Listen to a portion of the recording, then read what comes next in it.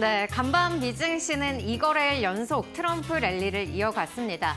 취임식 첫날에는 다소 온건했던 이 관세 정책으로 인해서 3대 지수가 상승을 했다라고 한다면은 이 전일장에서는 이 AI 관련한 투자 프로젝트죠. 이 스타게이트 프로젝트로 인해서 3대 지수가 일제히 상승하는 모습 보였습니다. 네, 트럼프가 직접 나와서 발표했던 스타게이트. 혹시나 했지만 역시나 오늘도 시장에는 아주 큰 풍파를 몰고 왔습니다. 관련주들이 일제히 급등하는 등 다시 한번 AI에 대한 기대감이 시장을 뜨겁게 달궜는데요. 간밤 뉴욕 증시의 이슈와 종목들 꼼꼼하게 챙겨봐야겠죠. 간밤 시장 상황 전해주시죠. 네, 먼저 지수의 흐름부터 살펴보도록 하겠습니다. 네, 간밤 먼저 3대 지수는 일제히 상승 출발을 했고요. 3거래일 연속 상승하는 모습을 보였습니다. S&P 500은 강보합으로 움직이고 있고요. 나스닥 같은 경우에는 가장 상승폭이 눈에 띄었습니다. 1% 넘게 오른 모습이고요. 다우 같은 경우에는 유틸리티와 부동산 그리고 에너지 섹터가 조금 부진한 흐름을 보이면서 일중에는 조금 출렁이는 흐름을 보이면서 가장 상승폭이 제한적인 모습을 보였습니다. 네, 그러면 관련해서 3대 지수 흐름 더욱더 자세하게 살펴보도록 하겠습니다. 네, 3대 지수 트럼프 랠리로 계속해서 이어지는 모습이었는데요. 3대 지수 일제히 빨간 불을 켜내고 있습니다. 특히나 나스닥 같은 경우에는 지난해 연말 이후 처음으로 2만 선을 돌파하는 흐름 나타냈고요. 그리고 S&P 500 같은 경우 지난해 계속해서 사상 최고치를 경신했다는 소식이 이어졌었는데요. 6주 만에 오늘 장중 사상 최고치를 경신하는 흐름 이어갔습니다. 그렇다면 오늘 시장을 뒤흔들었던 종목들도 함께 살펴보도록 할 텐데요. 이어서 빅테크 소식들 먼저 살펴보시죠. 네, 히트맵 열어서 보시면은 오늘 이 초록색 불을 차지하고 있는 부분들이 기술주에 몰려 있음을 확인하실 수가 있습니다. 마이크로소프트가 4% 가까운 상승세 눈에 띄고 있고요. 특히나 엔비디아의 상승세가 가장 가파른 모습입니다. 어제 이 애플을 뛰어넘고 시총 1위를 탈환하는 모습 보였는데요. 오늘은 애플과 시총 격차를 더욱더 벌리는 모습이 나타났습니다. 그리고 전일장에서 애플 같은 경우에는 이 중국에서 4분기 판매량이 18% 급감했다는 소식에 따라서 이 투자 의견이 하향하면서 주가도 하락세로 이어졌었는데요. 그래도 오늘장에서는 강보합으로 움직이고 있습니다. 그리고 이어서 브로드컴과 그리고 퀄컴, 기타 반도체 종목들도 함께 오르면서 오늘은 필라델피아 반도체 지수도 함께 오르는 모습 보였습니다. 그럼 조금 더 자세한 빅테크 소식들 살펴보시죠. 네, 먼저 엔비디아 같은 경우에는 이 데이터 센터의 AI 칩 공급이 유력하다라는 소식이 전해졌습니다. 이로 인해서 마켓워치는 이 스타게이트의 지출액 중에서 1천억 달러가 이 엔비디아에 투입이 될 것이다라는 전망을 밝히기도 했고요. 앞서 말씀드렸듯이 애플과 시총 격차를 더욱더 벌리면서 시총 1위 자리를 더욱더 견고히 하는 모습 보였습니다. 이어서 마이크로소프트도 살펴보도록 하겠습니다. 네, 마이크로소프트도 역시나 이 스타게이트 프로젝트의 기술 파트너로서 참여한다는 소식이 전해졌었는데요. 마이크로소프트 같은 경우에는 이 클라우드 서비스 애저가 다시 한번 주목을 받는 모습이었습니다. 하지만 이 오픈 AI에서는 그동안 독점적으로 계약했던 것에 이어서 다른 클라우드 경쟁사들에도 계약을 할 수 있다라는 전망치를 내놓으면서 앞으로 마이크로소프트가 또 경쟁사들과 어떠한 이 흐름을 보일지 주목을 해보셔야겠고요. 그리고 마이크로소프트는 또 1분기 수익이 10% 증가할 것이다라는 전망을 함께 전하면서 오늘장에서 상승세를 보였습니다. 이어서 브로드컴도 살펴보도록 할 텐데요. 네, 브로드컴 같은 경우에는 AI 전용 칩 사업을 하고 있습니다. 데이터 센터를 위한 소프트웨어 툴까지 제공을 하면서 역시나 스타게이트 프로젝트의 모멘텀을 이어가는 모습이었는데요. 최근에는 이 목표 주가가 상향하는 소식이 전해지기도 했습니다. 목표 주가는 205달러에서 260달러까지 상향 조정됐습니다. 네. 이어서 또 AI 모멘텀을 받아간 종목들도 함께 살펴보도록 하겠습니다. 이날장에서는 AI 하드웨어 그리고 소프트웨어 할 것 없이 AI를 달고 있는 종목들 모두 다 상승하는 흐름을 보였었는데요. AI 소프트웨어 종목으로 대표 종목으로 꼽히고 있는 팔란티어 그리고 ARM 그리고 칩 종목인 TSMC 이렇게 다 오르는 모습을 보였습니다.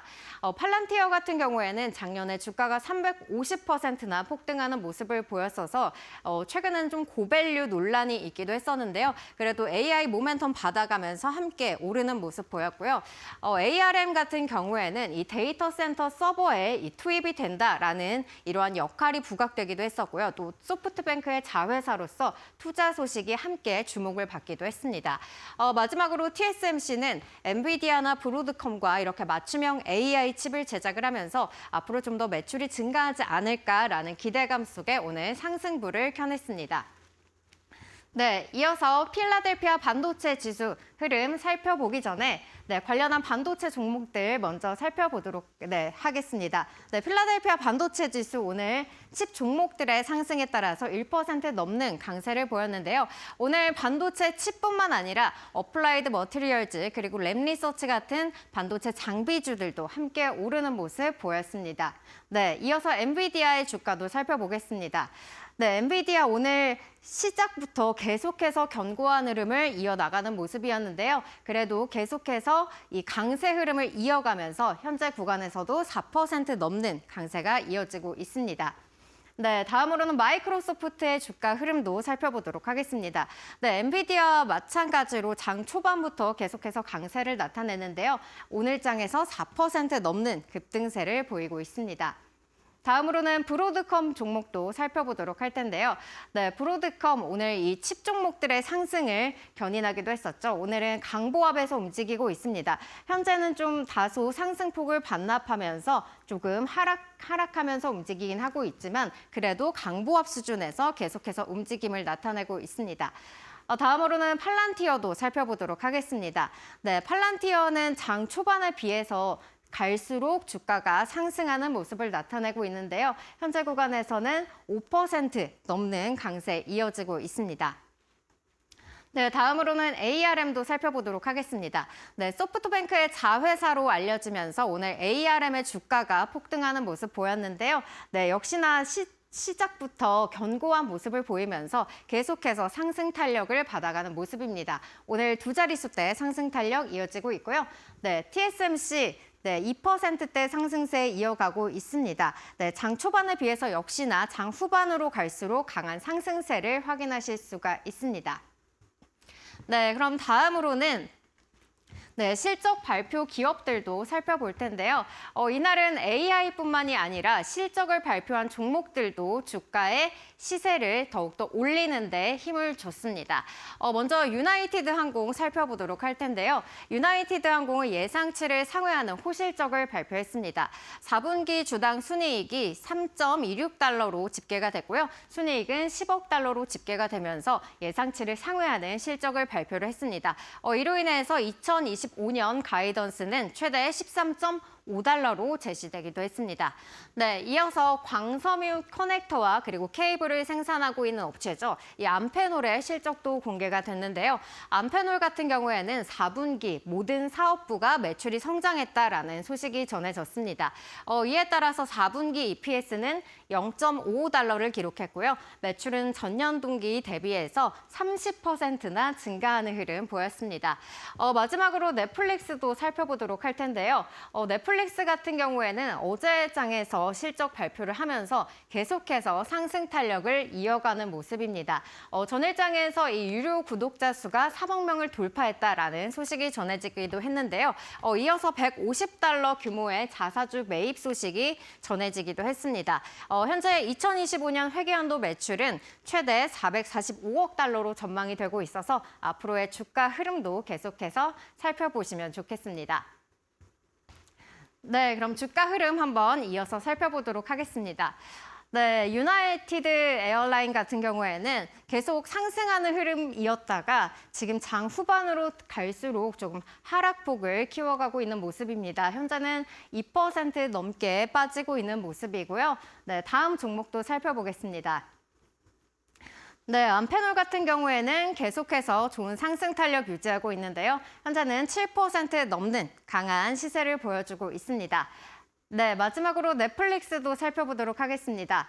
네, 넷플릭스 계속해서 좀 급등세를 이어가고 있는데요. 오늘 장에서는 9%대 상승하는 흐름 이어지고 있습니다.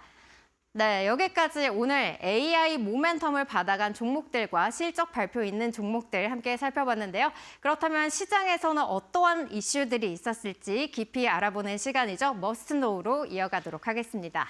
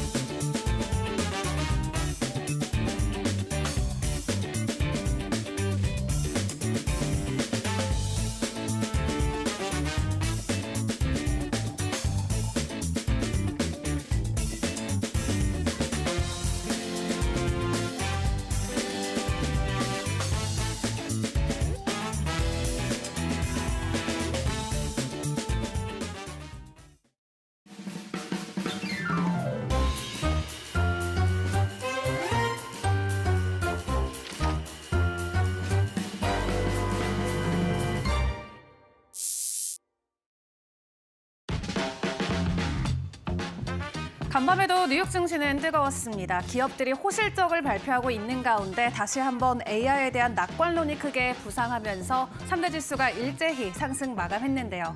다만 이렇게 뜨거운 증시가 이어지고 있지만 월가에서는 다수 보수적인 의견도 나오고 있는 상황입니다. 일단 구체적인 종목과 이슈들 먼저 간략하게 챙겨보도록 할 텐데요. 어제 트럼프 대통령이 전해왔던 AI 투자 소식과 함께 간밤 관련주들의 주가 상승이 강하게 나왔습니다. 오라클 주가 같은 경우는 전날에 7% 상승한 데 이어서 이날장에서도 6.7% 가까이 상승을 했고요. 엔비디아 같은 경우도 AI에 대한 낙관론으로 이날장에서는 4% 넘는 상승 흐름을 이어갔습니다.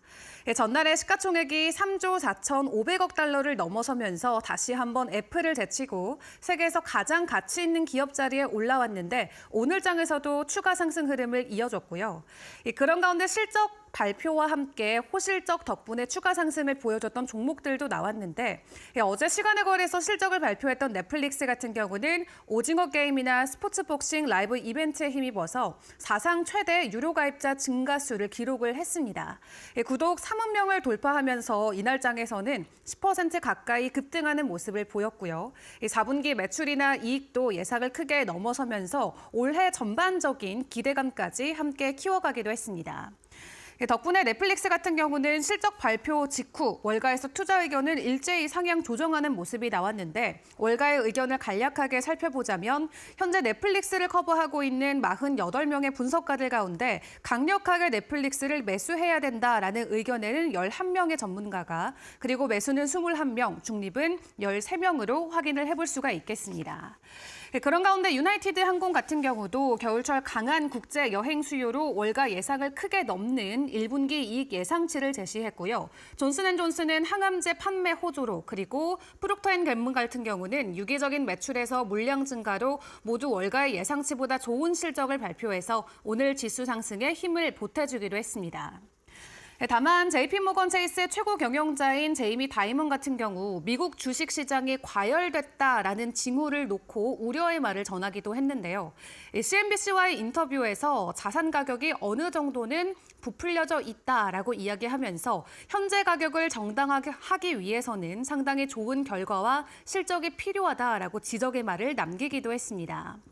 그리고 크릭머 웰스 어드바이저의 최고 투자 책임자 같은 경우도 투자자들이 지금 시장 친화적 행정 명령에는 박수를 보내고 있지만 배경에는 이 관세에 대한 두려움도 여전히 숨어 있다라고 언급을 했는데 실제로 관세 서서히 윤곽을 드러내고 있는 상황이죠. 취임 첫날에는 멕시코와 캐나다를 그리고 취임 두 번째 날에는 중국과 유럽 쪽에 대한 관세 이슈들을 조금씩 꺼내 들고 있는데 시장이 언제까지 환호만 하게 될지 앞으로 나오는 트럼프 대통령의 발언들 꼼꼼하게 주목해 보시는 게 좋겠습니다. 자, 그런 가운데 어제 가장 큰 화제였죠. 700조 원을 AI 프로젝트에 투자하는 스타게이트의 발표. 기대와 우려감이 시장에 동시에 나오고 있습니다. 이번 프로젝트에 함께하는 기업들의 수장을 모두 데리고 트럼프가 연설에 나섰는데 그 행사장의 현장 상황 영상으로 먼저 만나보도록 하겠습니다. It's my honor to welcome three of the world's leading technology CEOs. And in the case of Larry Ellison, it's well beyond technology. He's sort of CEO of everything. He's an amazing man, an amazing business person. But to announce the largest AI infrastructure project by far in history, and it's all taking place right here in America. Together, these world-leading technology giants are announcing the formation of Stargate. So put that name down in your books, because I think you're going to hear a lot about it in the future. A new American company that will invest $500 billion at least in AI infrastructure in the United States and very, very quickly, moving very rapidly, creating over 100,000 American jobs almost immediately. What we want to do is we want to keep it in this country. China is a competitor and others are competitors. We want it to be in this country, and we're making it available. I'm going to help a lot through emergency declarations because we have an emergency. We have to get this stuff built. So they have to produce a lot of electricity, and we'll make it possible for them to get that production done very easily at their own plants if they want, where they'll build at the plant, the AI plant, they'll build energy generation, and that will be incredible. It's my honor to welcome three of the world's leading 트럼프 대통령이 어제 백악관에서 발표한 AI 프로젝트는 주로 AI 인프라 건설과 관련된 것으로 일본의 소프트뱅크 그룹, 오픈 AI, 그리고 오라클이 주도하고 있는데요. 어제 이곳에 참석했던 소프트뱅크의 손 회장은 이 합작 투자에 즉시 1,000억 달러를 투자하고 데이터 센터와 실제 캠퍼스를 포함한 AI 프로젝트에 앞으로 4년 동안 5천억 달러까지 늘릴 것을 목표로 한다고 전했습니다. 그리고 이 사업의 중심인 데이터 센터 건설 주사업자는 오라클이 될 건데요. 현재 텍사스 조아빌린에 있는 이 데이터 센터를 포함해서 향후 데이터 센터를 20개까지 건설할 것이라고 밝혔습니다. 다만 스타게이트 프로젝트에는 향후 다른 기업들도 합류할 것으로 알려졌는데 앞서 트럼프 대통령은 취임 전날 이 AI를 위한 데이터 센터에 전력을 공급하는 소위 AI 공장에 투자할 돈이 많은 사람들에게 길을 열어주겠다라고 전한 바 있었죠. 그는 AI 분야에서 중국이 경쟁자라면서 AI를 미국에 두고 싶다라는 스탠스를 강조를 했고요. 이런 트럼프의 접근 방식은 안정성도 고려하고 있었던 바이든 정부 시절의 접근 방식과는 확실히 다른 모습을 보여주고 있고 또 프라이버시와 안정성을 중시하는 유럽의 접근 방식과도 큰 차이를 나타내고 있음을 확인해 볼 수가 있겠습니다. 트럼프는 20일에는 또 AI 개발의 위험성을 배제하기 위해서 안전 테스트 결과를 공개하도록 한 바이든 정부 시절의 행정명령을 철회하기도 했었는데요. 다만 트럼프의 AI 전략을 놓고 우려의 시각도 나오고는 있습니다. 대표적으로 트럼프 최측근인 머스크 같은 경우도 여러 가지 입장들을 보여주고 있는데 이 머스크는 오랫동안 AI에 대한 다소 미묘한 견해를 가지고 있었죠. 본인이 스타트업인 xAI를 통해서 AI에 직접적인 투자를 이어오곤 있지만 제대로 억제하지 않는다면 AI가 실존적 위협이 될 수 있다라고 반복적인 경고를 내놓고 있습니다. 그리고 이번 스타게이트 투자를 놓고도 회의적인 입장을 표명했는데 머스크 CEO는 X를 통해서 현재 투자하고 있는 회사들을 놓고 그들은 돈이 없다라는 글을 남겼습니다. 소프트뱅크가 100억 달러 미만의 돈을 갖고 있다라고 이야기하면서 본인이 믿을 만한 소식통을 통해서 해당 내용을 확인했다라고 덧붙이기도 했는데요. 다만 미국의 AI 투자를 강력하게 지지하는 목소리도 강한 편입니다. 대표적으로 오픈 AI의 최고 재무 책임자인 사라 프라이어 같은 경우는 트럼프 행정부가 기술과 AI에 관해 경제적 선두에 서고자 한다라고 전했고 알파벳의 사장도 트럼프 팀이 AI에 필요한 데이터 센터와 기타 인프라 투자에 대한 장애물 일부를 제고하고 있다고 긍정적으로 이야기를 했습니다. 또 미국이 더 정교한 AI 시스템 개발에서 중국을 계속 앞에서 서는 것은 당연하지 않다라고 이야기하면서 중국이 이 분야에 대규모로 투자하고 있기 때문에 순진하게 기다리고 있어서는 안 된다라는 코멘트들도 나오고 있는데요. 실제로 중국의 스타트업인 딥시크 같은 경우는 이번 주에 오픈 AI의 기술과 경쟁할 수 있다라고 주장하는 AI 모델을 공개하기도 했습니다. 이렇게 국가 차원에서도 AI 투자를 놓고 굉장히 팽팽한 신경전이 이어지고 있는 상황인데 국가뿐만 아니라 기업단에서도 더 늦기 전에 서둘러서 AI에 투자하려는 기업들의 움직임이 계속해서 포착이 되고 있습니다. 말 그대로 AI 전쟁의 가속화가 일어나고 있는데 간밤 추가적으로 전해진 기업들의 투자 소식도 같이 체크를 해보도록 할 텐데요. 일단 구글 쪽의 소식을 챙겨볼 수가 있겠습니다. 구글이 생성형 인공지능 스타트업인 엔트로픽에 10억 달러 이상을 추가적으로 투자한다는 소식을 들고 왔는데 현재 엔트로픽 같은 경우는 기업 가치를 600억 달러로 평가한 이후에 약 20억 달러 정도의 자금을 모집하고 있고요. 이 과정에서 구글이 10억 달러 이상을 투자할 계획이라고 밝혔습니다. 구글은 과거에도 엔트로픽에 20억 달러 정도의 자금을 쏟은 바가 있는데 엔트로픽은 기업의 영업과 마케팅 그리고 서비스 기능 전반에 AI 챗봇 클로드를 적용하는 방식으로 실적을 계속해서 거두고 있는 상황입니다. 작년에 매출액 같은 경우는 10억 달러 수준으로 전년 대비 10배 넘게 증가한 것으로 확인이 됐고요. 또 엔트로픽의 주요 시장인 생성형 AI 분야는 10년 안으로 매출액 기준으로 1조 달러 규모까지 성장할 것이다라는 예측치도 나오고 있습니다. 구글도 이번에 엔트로픽에 투자를 하지만 사실 엔트로픽은 구글뿐만 아니라 아마존이 투자했던 AI 기업으로도 유명한 상황인데요. 아마존은 지난해 11월에 엔트로픽에 40억 달러를 투자한다라는 발표를 내놓은 바 있습니다. 해당 발표와 함께 아마존 같은 경우도 현재 엔트로픽에 투자한 투자액은 80억 달러를 넘어서는 상황인데 이 오픈 AI의 최대 대항마로 불리면서 빅테크 안에서도 투자를 통한 자리 싸움이 계속해서 일어나고 있는 상황입니다. 그런 가운데 사우스캐롤라이나의 주요 전력 공급업체인 센티쿠퍼도 수년 전에 중단됐던 2개의 원자로 건설 프로젝트를 재가동한다고 합니다. 이 아마존이나 마이크로소프트와 같은 기술 대기업들이 인공지능 기반의 데이터 센터를 운영하기 위해서 청정 에너지를 확보하려는 움직임이 나오고 있고 또 데이터 처리 수요가 급증하고 있기 때문에 에너지 공급이 필수적인 요소로 떠오르면서 원자력 에너지가 주목받기 있기 때문이다라고 이야기를 했는데요. 샌디쿠퍼는 AI 붐이 데이터 센터의 에너지 소비를 전례 없이 증가시키고 있는 상황에서 이번 프로젝트는 기술 산업의 청정 에너지 목표를 지원하고 동시에 기후변화 대응에도 기여할 것으로 보인다고 평가하기도 했습니다. 이렇게 AI의 변화와 함께 전반적인 산업에 걸쳐서 여러 가지 변화들이 매일같이 일어나고 있는데 작년에 잠깐 주춤했던 AI 피크아웃에 대한 우려 다시 한번 완전히 사라지고 AI 투자의 붐이 이어지는 시대가 도래할지 계속해서 시장 상황 챙겨보시죠. 자, 그런 가운데 간밤 머스크를 둘러싼 여러 가지 업데이트들도 진행을 해드리도록 하겠습니다. 테슬라의 목표주가 추가적으로 상향 소식도 나왔고요. 틱톡과 관련된 인수 이야기 그리고 다이먼 회장과 관련된 코멘트도 나왔기 때문에 전반적으로 같이 점검을 해보도록 하겠습니다. 오늘 나왔던 테슬라의 목표주가 상향 리포트는 웨드부시에서 나왔습니다. 기존 목표주가 515달러였는데 웨드부시는 550달러로 상향 조정을 했고요.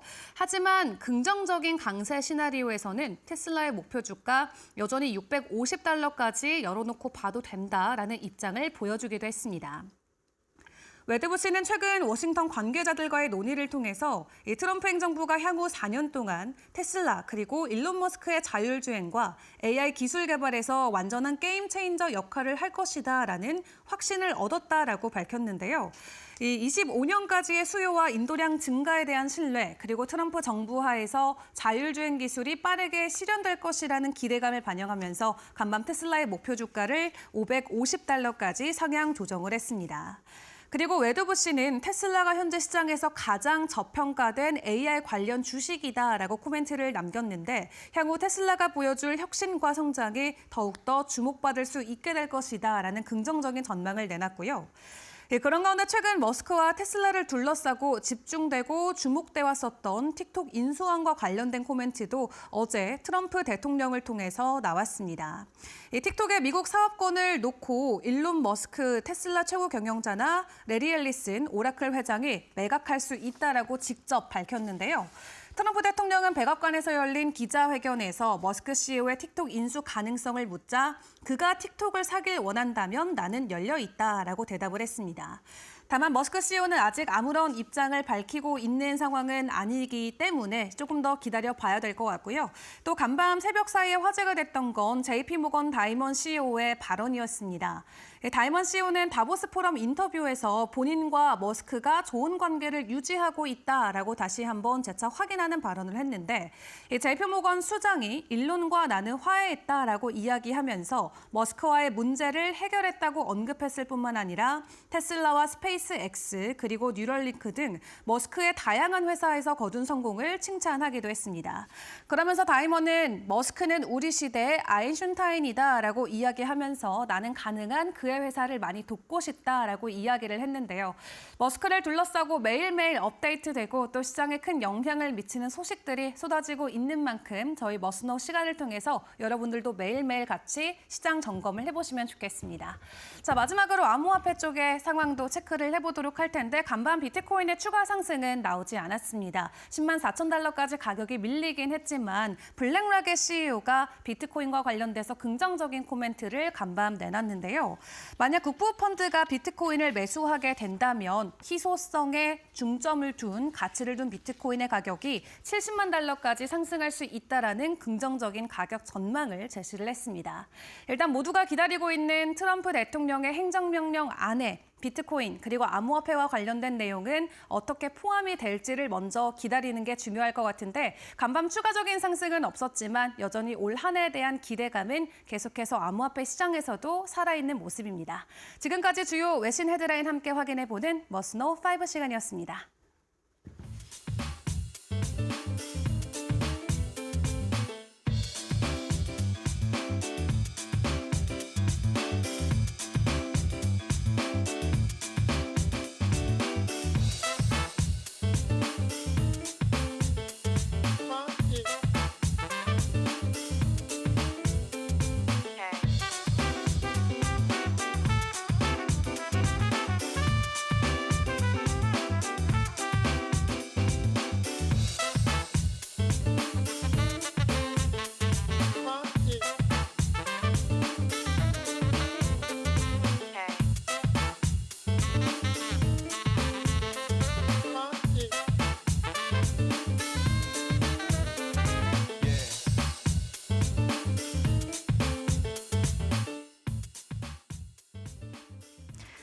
네, 간밤 이 미국의 이 트럼프의 이 스타게이트 프로젝트가 전 세계 시장을 뒤흔들었습니다.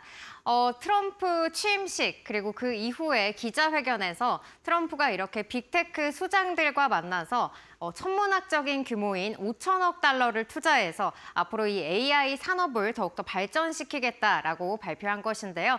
이에 따라서 미국 주식뿐만 아니라 국내 주식들까지 함께 들썩이는 모습이 나타났습니다. 여기 보시면은 뭐 소프트뱅크 그리고 오픈 AI 이렇게 거대 빅테크 기업들의 CEO들이 함께 있는 모습들 확인해 보실 수가 있을 텐데요. 그럼 트럼프 대통령의 말부터 다시 한번 짚어보도록 하겠습니다. 초대형 AI 투자 프로젝트를 선언을 했는데요. 트럼프는 이 차세대 AI 발전의 동력이 될 이 물리적 그리고 가상적 기반 시설을 구축할 것이라고 밝혔습니다. 이렇게 물리적 그리고 가상적 기반을 구축하겠다라는 말에 따라서 역시나 이 시장에서는 AI 하드웨어뿐만 아니라 소프트웨어까지 모두 다 동반 상승하는 흐름을 보였고요. 그리고 특히나 이 데이터 센터를 건설하겠다라는 소식에 따라서 데이터 센터 데이터센터 관련주들도 함께 오르는 모습 나타났습니다. 그리고 이 프로젝트에 함께 참여하는 기업들의 주가도 오름세를 보였는데요. 대표적으로는 먼저 소프트뱅크를 꼽아볼 수가 있겠습니다. 소프트뱅크는 여기에서 재무를 담당하게 되는데요. 어제 장에서는 장중에 9% 상승하는 흐름을 보이기도 했습니다. 소프트뱅크가 이렇게 막대한 투자를 이어간다는 소식이 전해지면서 어제 일본 증시도 좋은 흐름을 보였는데요. 니케이 지수도 상승했을 뿐만 아니라 어드반테스트나 도쿄 일렉트론 같은 반도체 장비주들도 함께 올랐습니다. 일본의 이 AI 시장은 미국과 그리고 중국에 이어서 3위를 기록하고 있는데요. 2030년에는 87억 달러까지 성장할 전망이라고 밝히기도 했습니다. 그리고 또 오픈 AI도 이제 운영을 담당하겠다라고 밝히면서 이 AI 컴퓨팅 시스템을 구축하는 기업들도 함께 오름세를 보였는데요. 대표적으로 이 소프트뱅크의 자회사인 ARM 볼 수가 있겠고요. 그리고 또 이 클라우드 서비스를 하고 있는 마이크로소프트, 그리고 이 칩을 생산하고 있는 엔비디아, 그리고 소프트웨어 기업인 오라클까지 이렇게 함께 주가들이 덩달아서 오르는 모습을 보였습니다. 그렇다면은 다음 장 살펴보면서 계속해서 이야기 이어가도록 하겠습니다. 네, CEO의 말을 살펴보면은 앞으로 어떤 식으로 이렇게 프로젝트가 진행이 될 것인지를 조금 더 가늠해 볼 수가 있을 것 같은데요. 먼저 오라클의 CEO는 텍사스에 데이터 센터를 건설 중이다라고 밝혔습니다. 이 데이터 센터는 이미 9만 제곱미터 이 형태로 건설이 되고 있는 중이고요. 앞으로 이제 이 미국 내 20여 개 지역으로 확장될 계획이라고 밝히기도 했습니다. 그리고 이 소프트뱅크의 CEO는 1,000억 달러를 즉각적으로 투자할 것이다라고 밝히기도 했는데요. 이 트럼프 대통령이 여기에서 조금 더 투자해 줄 수는 없겠냐라고 조금 더 깜짝 제안을 하기도 했습니다. 이어서 오픈 AI CEO의 발언도 살펴보도록 할 텐데요. 네, 이 오픈 AI CEO는 마이크로소프트와 이 애저 클라우드 서비스를 좀 독점적으로 공급하는 계약을 체결을 했었습니다. 하지만 오늘 이 소식에서는 아무래도 이 마이크로소프트와 그리고 또 다른 경쟁사들, 클라우드 경쟁사들과도 계약할 수 있는 가능성이 열려 있다라는 사실을 전하기도 했는데요. 이에 따라서 좀 마이크로소프트와 그리고 다른 경쟁사들의 주가 움직임도 함께 살펴보시면 좋겠습니다. 네, 마이크로소프트 역시나 오픈 AI의 이 추가 용량 구축을 승인한 모습을 나타냈고요. 네, 독점적인 AI 서비스는 앞으로 좀 이어지지 않을 수도 있겠다라는 점 함께 챙겨보시면 좋겠습니다. 네, 그럼 다음 장 넘어가 보도록 하겠습니다. 네, 이렇게 미국이 막대한 투자를 이어갈 수밖에 없는 이유는 크게 두 가지를 꼽아볼 수가 있겠는데요. 먼저 AI 산업의 성장성을 꼽아볼 수가 있겠습니다. 네, AI 산업이 2030년까지 연평균 36.8%나 증가할 것이라고 하는데요. 이 성장률을 가늠해 본다라고 한다면은 마치 갓난아기가 급속하게 성인이 되는 것과 같은 이러한 빠른 성장률을 나타낸다고 합니다. 이렇게 가파른 성장세 속에서 미국이 역시나 이 AI 시장을 독점하기 위해서라고 볼 수가 있겠고요. 그리고 역시나 중국을 견제하기 위한 움직임도 보여지고 있습니다. 미국 같은 경우에는 그동안 쌓아온 막대한 기술력과 인재로 이 AI 산업을 확대시켜 나가고 있다고 한다면은 중국에서는 국가 주도로 막대한 투자를 이어가고 있고요. 그리고 이 엄청난 인구수에 의해서 또 많은 데이터를 보유하고 있기도 합니다. 미국 같은 경우에는 이렇게 마이크로소프트나 아마존, 구글 같은 빅테크들 중심으로 민간 주도로 이어지고 있고요. 그리고 중국 같은 경우에는 바이두, 알리바바, 텐센트 이렇게 국영 기업들의 중심으로 이렇게 AI 사업이 이어지고 있다는 것을 확인해 볼 수가 있겠습니다. 중국 같은 경우에는 뭐 안면 인식이나 이러한 부분에서 또 미국을 앞서 나가고 있기도 하고요. 그리고 또 이 특허 출원 부분에서도 22년도 기준으로 미국의 2배를 가지고 있다는 점에서 미국이 계속해서 이렇게 중국을 견제하려는 움직임이 보여지고 있습니다. 그리고 AI가 움직이는 섹터도 함께 살펴볼 텐데요. 전일장에서 우리 증시도 이 스타게이트의 모멘텀을 받아가는 모습이었습니다. 네, 대표적으로 전력, 전선주들 먼저 살펴볼 수가 있을 텐데요. 이 막대한 데이터 센터의 양을 이렇게 원활하게 흐름을 공급하기 위해서는 안정적인 전력이 필요할 텐데, 네, 그동안에 이 전력 전선주들 좀 피크아웃 논란이 있긴 했습니다만, 그래도 그것은 과도한 우려였다는 것을 보여주고 있습니다. 일진전기와 가온전선, 그리고 효성중공업 등의 이렇게 전력, 전선 관련 종목들이 상승세를 나타냈고요. 역시나 엔비디아가 이 기술적 파트너로 참여한다라는 소식이 전해지면서 반도체 종목들의 시세도 움직였습니다. 특히나 이 HBM 관련 종목들이 크게 상승하는 모습 나타났는데요. SK 하이닉스가 이 영업이익 실적 발표를 앞두고 있는 데다가 또 역시나 25년도에도 하이엔드의 최강자가 될 것이다. 이러한 분석 속에서 관련한 이런 밸류체인단의 PSK 홀딩스와 같은 종목들 상승을 했고요. 그리고 또 HBM의 수율을 높일 수 있는 스프링핀을 개발하고 또 양산을 시작했다라는 소식이 전해지면서 오킨스 전자도 가격 제한폭 수준까지 오르는 모습 나타냈습니다. 네, 이어서 양자 컴퓨터도 살펴볼 텐데요. 역시나 이 많은 양을 빠르게 데이터를 처리하기 위해서는 양자 컴퓨터도 계속해서 필요할 것으로 대두가 되고 있습니다.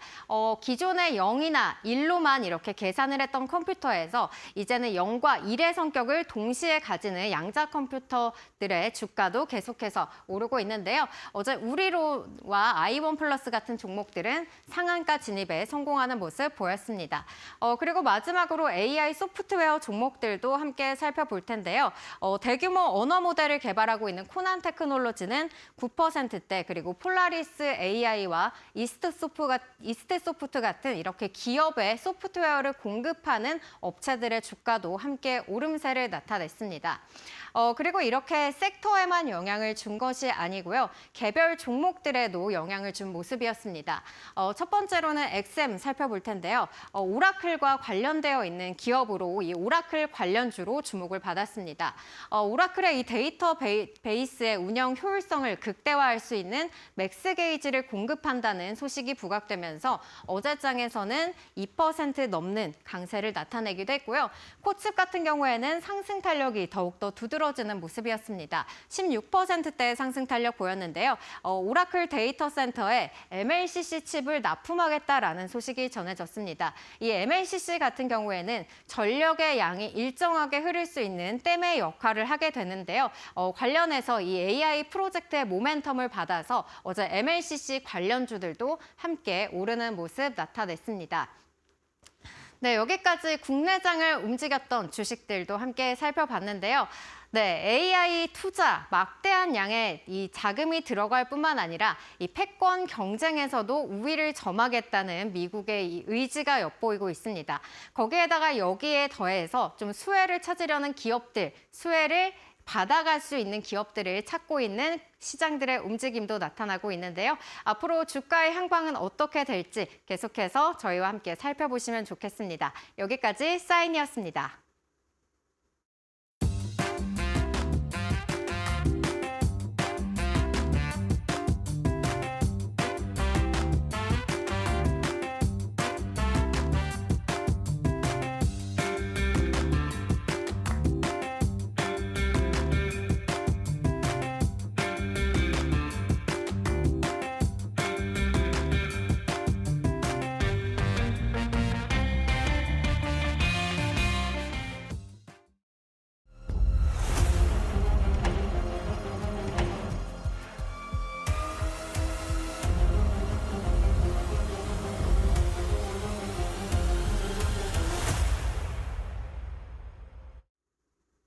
안녕하세요. 매드토크 신일섭입니다. 오늘의 주제는 미리 보는 2025년 1월 FOMC 금리 동결 전망 속 매파와 비둘기파 치열한 의견 대립 예상 FIT 매매 중중 vs 매매 중비입니다.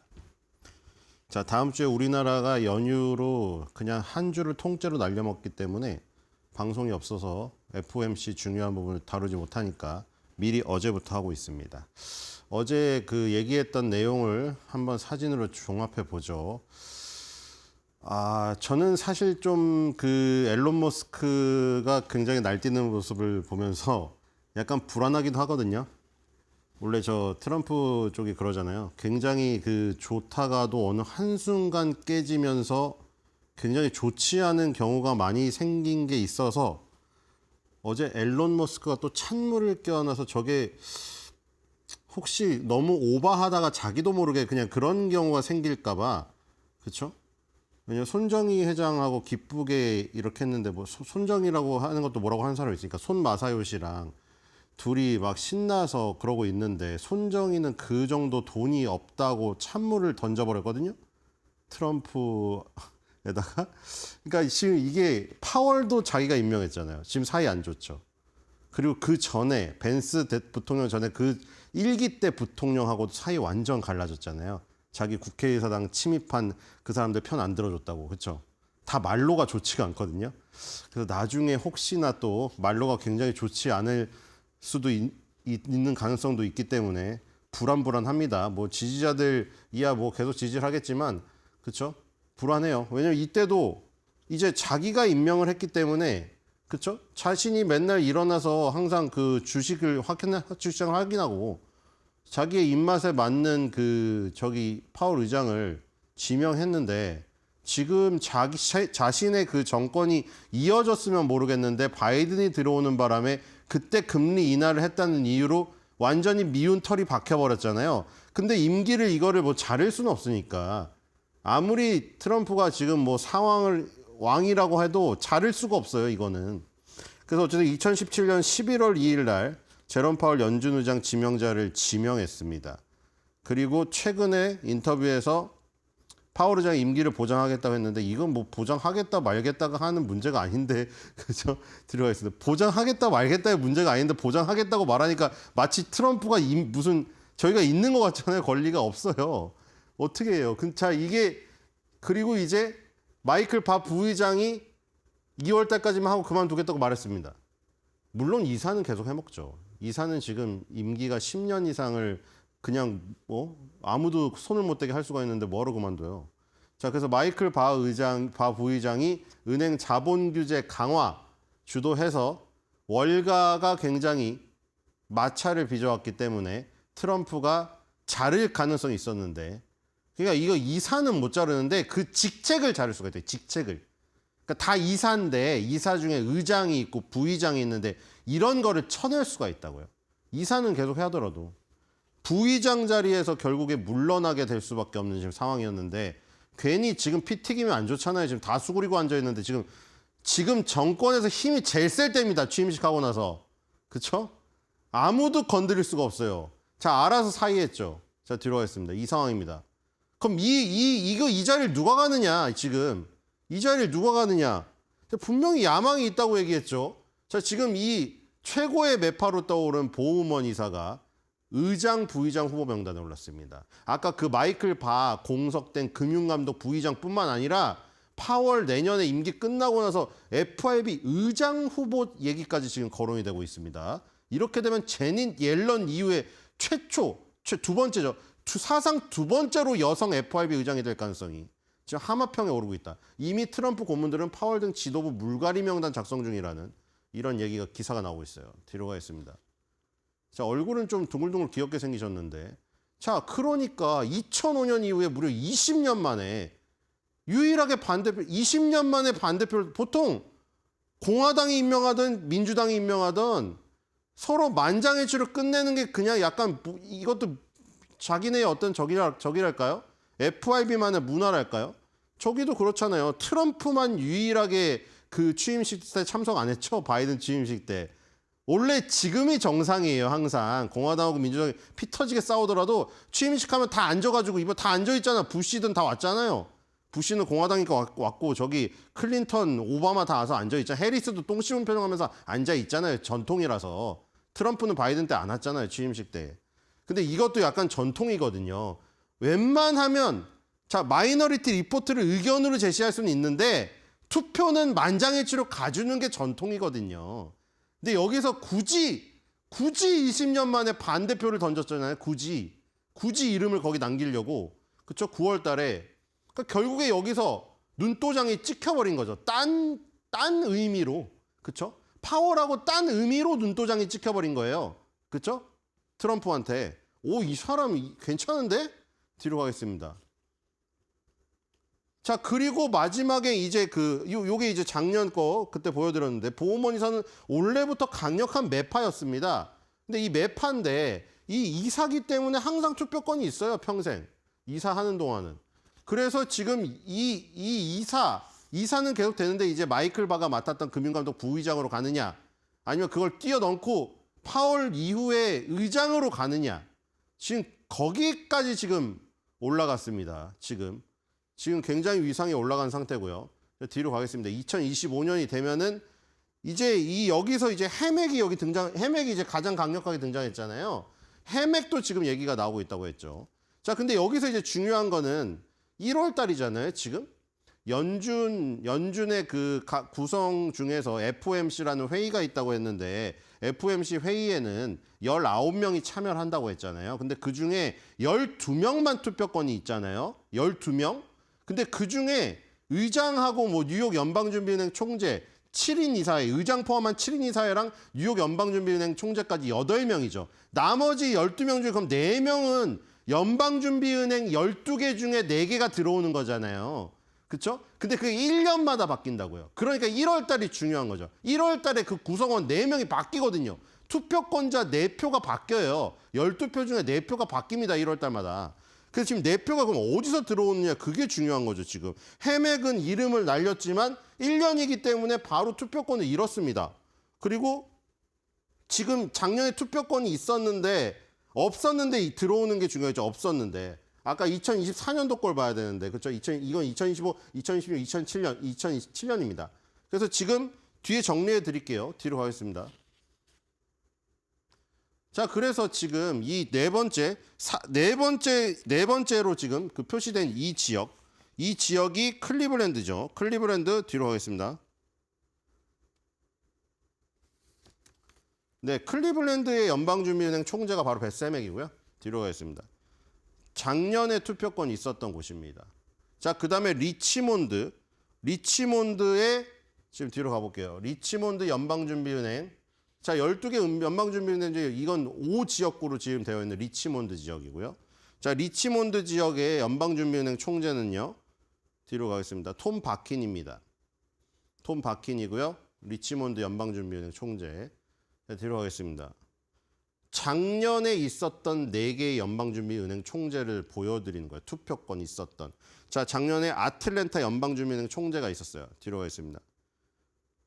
아틀란타는 12개 중에 6번 지역구, 6번째 지역구 이쪽입니다. 자, 여기는 라파엘, 뒤로 가보겠어요. 라파엘 보스틱 총재죠. 자, 라파엘 보스틱 총재입니다. 자, 이분이고요. 뒤로 가겠습니다. 그 다음에 마지막은 가장 힙하죠. 얼굴이. 샌프란시스코 연방준비은행 총재. 자, 여기 12번째 지역구 맡고 있고요. 그 지역이 상당히 크죠. 뒤로 가겠습니다. 자, 데일리. 이 머리 보세요. 장난 아니죠. 무슨 기묘한 이야기 넷플릭스에 나오는 배우 같지 않아요? 자, 데일리 이분. 자, 요렇게 4명이었어요. 클리블랜드 벳세맥, 리치먼드 바킨, 애틀랜타 라파엘 보스틱, 그다음에 샌프란시스코 데일리 연방준비은행 총재까지 이 4명이 2024년에 투표권이 있었는데 이 4명을 교체하는 새로운 4명이 들어옵니다. 연방준비은행 총재는 뉴욕 연방준비은행 총재, 영구 투표권자 1명 제외하고 나머지 11개 지역은 4명씩 들어와서 1년마다 교대가 돼요. 이 4명은 이제 다 갔습니다. 자, 뒤로 가겠습니다. 회의에는 참석을 하지만 바뀌어요. 자, 일단 여기서 내용으로 보죠. 여기서 이제 비둘기, 요 점이면 비둘기, 완전 비둘기. 그 다음에 여기는 비둘기스러운 도비씨, 중도, 매파적, 여기 가면 완전 호크, 완전 매.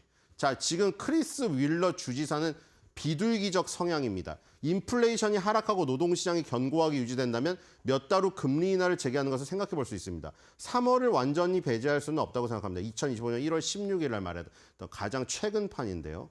자, 비둘기파가 왜 비둘기파인지 아시겠죠? 연준의 2가지 목표는 뭐라고 했나요? 물가 안정과 최대 고용인데 물가 안정을, 그러니까 물가를 누르기 위해서 금리 인상을 주로 고려하는 쪽이 매파, 싸납다고 해서. 싸납게 발톱으로 막 물가를 쥐어짜서 눌러버리는 거예요. 그래서 그게 매파고 비둘기파는 물가 안정보다는 최대 고용에 좀 더 방점을 두는 거죠. 물가를 조금 상승을 시키더라도 고용을 살리기 위해서 금리 인하를 통해서 부드럽게 시장을 완화시키는 쪽이 비둘기파예요. 그래서 여기는 자 매파들은 보우머니 사나 해맥이 혼자 반대표를 던진 게 뭐예요? 보우머니 9월 달, 해맥이 12월 달에 혼자 반대표를 던졌잖아요. 공교롭게도 두 명이 여성이긴 한데 혼자 반대표를 던졌어요. 무슨 반대표를 던졌어요? 금리 인하에 대해서 폭을 작게 얘기하거나 보우먼처럼 아니면은 금리 인하를 반대해서 금리 동결을 외치거나 그러니까 금리 인하가 싫다는 거잖아요. 근데 비둘기파는 반대잖아요. 인플레이션이 하락하고 노동시장의 공격이 유지된다면 몇 달 후에 금리 인하를 재개하는 걸 생각해 볼 수 있다. 근데 나는 3월도 생각한다. 바로 두 번째. 그렇죠? 바로 두 번째잖아요. 1, 3, 그다음에 6, 9 뭐 이렇게 쭉 나가서 8번을 하잖아요. 근데 바로 다음 2025년도 두 번째면 금리 인하를 할 수 있겠다. 이거 완전 비둘기파잖아요. 1월 16일 날 이렇게 발표를 했고요. 리사쿡 주지사 이분도 비둘기파입니다. 추가 삭감을 더 신중하게 진행할 여유가 있다고 생각합니다. 2025년도 1월 6일 날 이런 발언을 했습니다. 여기서 이 사이트에서 이 발언들을 토대로 해가지고 분류를 해놓는 거예요.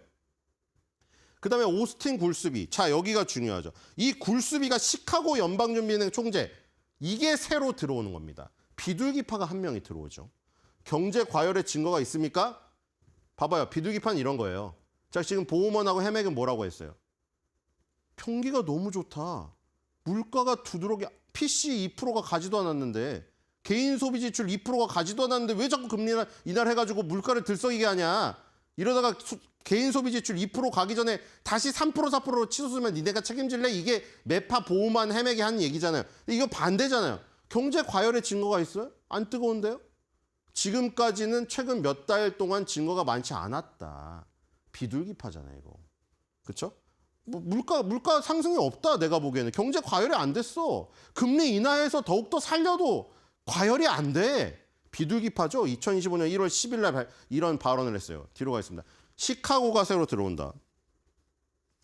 자, 그리고 제롬 파월은 중립으로 되어 있습니다. 그래서 맨날 무슨 뭐 매파적인 결정을 하면은 매의 탈을 쓴 뭔 비둘기 이러고 또 비둘기처럼 양적 완화를 막 버냉키 따라서 하면은 이 매의 발톱을 숨기고 비둘기의 면모를 드러냈다. 맨날 무슨 이중인격자 같잖아요. 중립이에요. 우리는 좋은 상황에 있다고 생각하지만 여기서부터 새로운 국면이라고 생각하면 추가 인하에 대해서 신중을 기할 것이다. 그렇죠?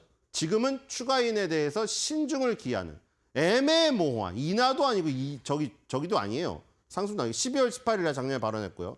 자, 뉴욕 연방준비은행 총재 12개 연방준비은행 중에 유일하게 뉴욕만 특별 대우입니다. 가장 돈이 많은 곳이라. 이 뉴욕 연방준비은행 총재는 순환 근무가 없어요. 그냥 무조건 영구투표권자. 이사회 7인의 이사회랑 권한이 똑같습니다. 투표 권한에서는. 소독이 진행될 것으로 예상하지만 시간이 걸리고 그 과정은 다음과 같을 수 있습니다. 자, 이게 딱 봐도 내용이 너무 선명성이 없잖아요. 선명성이 없어서 뭔 소린지를 몰라요, 저게. 그렇죠? 필립 제퍼슨 부의장, 그냥 부의장이죠. 부의장은 두 개가 있어요. 그냥 부의장이 있고 금융감독을 하는 부의장, 규제를 하는 이 사람이 이제 사의를 표명한 거죠. 2024년 10월 이후에 통화정책에도 공개적 언급이 없었어요, 이 사람은. 3개월 동안 얘기가 없어요. 자, 마이클 박 감독 부의장, 이 금융감독 부의장은 2024년도 5월 이후에 통화정책에 대한 공개적 언급이 없어요. 뒤로 가겠습니다. 부의장들은 언급이 없습니다. 흑백으로 중립이에요. 자, 쿠글러 주지사. 우리는 아직 샴페인을 터뜨리는 사람이 아무도 없다는 것을 완전히 알고 있습니다. 그리고 동시에 우리는 실업률이 현재 상태를 유지하기를 원합니다. 야, 이것도 애매모호합니다. 1월 4일 날 발언했죠. 중립이죠. 자, 보스턴 연준 총재. 자, 보스턴 연준 총재. 이 사람이 들어와요, 또. 아까 시카고 연방준비은행 총재 굴스비, 비둘기 한 명 들어오죠. 그다음에 중립 한 명 들어옵니다. 보스턴 연방준비은행 총재 수잔 콜린스. 전반적으로 양호한 경제 상황이 있고 정책이 이미 중립적인 입장에 가까워지고 있는 상황에서 저는 형제의 불확실성이 점진적이고 인내심 있는 정책 결정 접근 방식을 요구하는 것으로 보고 있습니다. 2025년도 1월 9일. 자, 좋은 말만 써놨죠. 선명성이 그러니까 좋은 말만 대충 둘러대면 선명성이 없어요. 자, 빨리 가자. 패트릭 하커 필라델피아 연준 총재. 지금은 잠시 휴식을 취하고 있는 상황이 어떻게 변할지 지켜보는 게 적절합니다. 1월 9일. 자, 라파엘 보스텍 애틀랜타 연준 총재. 작년 투표권 있다가 이번에 투표권 잃은 사람이죠. 자, 공개적인 언급이 없습니다. 제가 뒤로 가겠습니다. 자, 데일리도 샌프란시스코 연방준비은행 총재. 이 사람이 작년에 있었는데 투표권 이번 잃죠. 중립 한 명 없어졌고요. 자, 보우만은 계속 있는 사람이고 이사회 7인의 이사회 한 명이고. 자, 캔자스시티 슈미드. 자, 이분이 새로 들어오죠. 자, 요 캔자스시티 여기 매파입니다. 요 초록색으로 갈수록 호크가 강해지는 거예요. 매파가 한 명 들어옵니다. 뒤로 가겠습니다. 매파 한 명 들어왔죠. 자, 그다음에 세인트리스 연방준비 총재 무사렘 이 사람 한 명 들어옵니다. 매파 또 들어왔죠. 자, 닐 카시카리 언론엔 많이 나오는데 투표권이 내년도에 가야 있어요.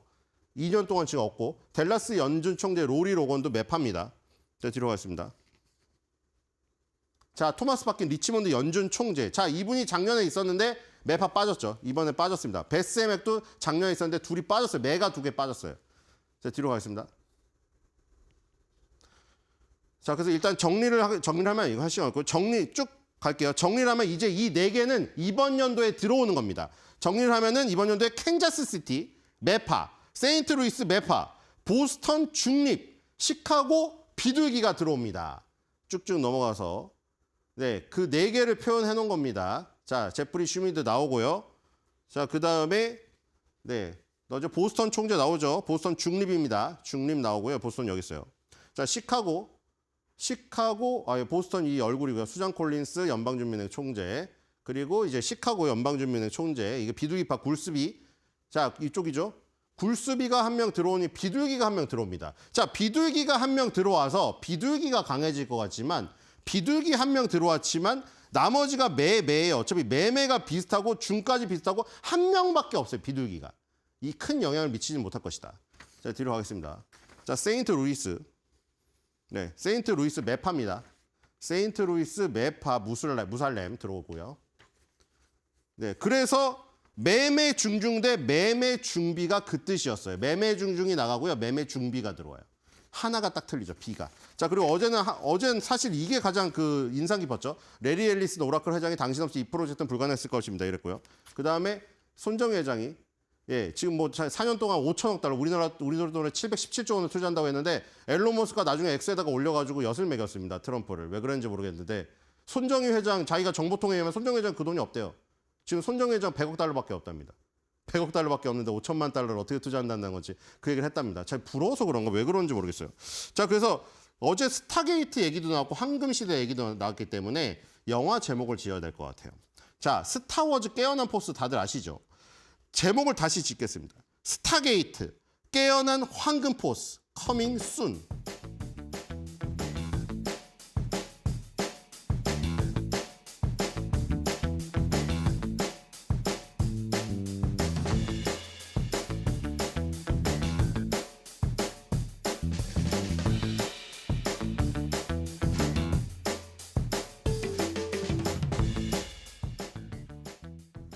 작년 11월 이후 종가 기준 최고치를 보였던 어제 국내 증시 함께 정리를 해보겠습니다. 어제 코스피가 1% 넘게 지수 상승을 보이면서 장중에 2,550선 돌파를 해줬고요. 종가는 2,547선에 마무리를 지었습니다. 4일 만에 외국인이 시장에 돌아오면서 시장 안에서의 매수세 그리고 상승 기조가 이어졌던 하루였고요. 환율은 3거래일 연속으로 하락 마감이 되면서 일부 종목들에게는 추가적인 수혜가 되어주기도 했습니다.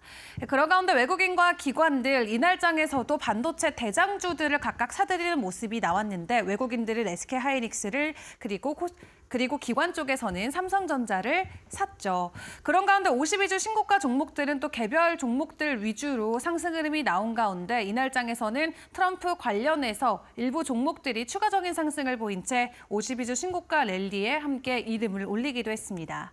이 시장을 좀 한 줄로 평가를 해보자면 결국 어제도 트럼프와 하루와 관련된 하루였다라고 이야기를 해볼 수가 있겠죠. 트럼프 랠리가 계속해서 가속화되고 있는 가운데 이날 장에서는 트럼프 코멘트로 인해서 추가적인 급등 흐름을 이어갔던 종목과 이슈가 시장에서는 크게 부각이 됐습니다. 전력설비 쪽 관련해서는 데이터 센터 새로 짓겠다, AI 인프라에 5천억 달러를 투자한다라는 발표와 함께 전력설비 관련주들이 이날 장에서 강하게 상승하는 모습이 나왔고요. 또 원전 관련주들은 트럼프가 취임식 때 에너지 비상사태를 선포함과 동시에 추가적인 연일 상승을 이어가고 있습니다. 앞으로 원전에 대한 활용 증가가 기대되는 만큼 관련주들의 주가 상승이 계속해서 나오고 있고요. 항공우주 쪽도 이 취임식과 관련된 코멘트로 계속해서 부각을 받고 있는 섹터가 되겠습니다. 트럼프 대통령이 화성 계획을 발언하면서 이날 장에서도 우주항공 관련주 안에서 두 자릿수 이상의 상승 흐름을 가져가는 종목들이 나왔고요. 이 트럼프 대통령 같은 경우는 국가우주위원회를 폐지할 가능성이 높다라고 외신은 보고 있는데 국가우주위원회는 스페이스X 한마디로 머스크가 계속해서 폐지를 해야 된다라고 주장을 해왔던 기관입니다.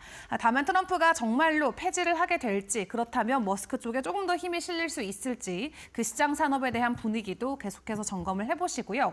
또 이날장에서 시간의 거래소 상한가 갔던 이슈와 함께 로봇테마 안에서도 상승 기조가 이어졌습니다. 한국과 미국이 협동으로 만들고 있는 휴머노이드 로봇이죠. 마인드봇이 공개가 됐는데 이미 전날장에서 상한가 안착을 했지만 이날장에서 유진 로봇이 다시 한번 10%대 상승 흐름을 이어갔고요. 그리고 양자 컴퓨터 관련주들도 국내 기업의 개별 소식과 함께 추가적인 상승을 보였는데 무엇보다 전날장에서 뉴욕 증시 관련주들이 30%, 40%씩 각각 급등하는 모습이 나오면서 이날장에서 우리로라던가 아윈플러스 상한가에 들어가는 모습이 나오기도 했습니다.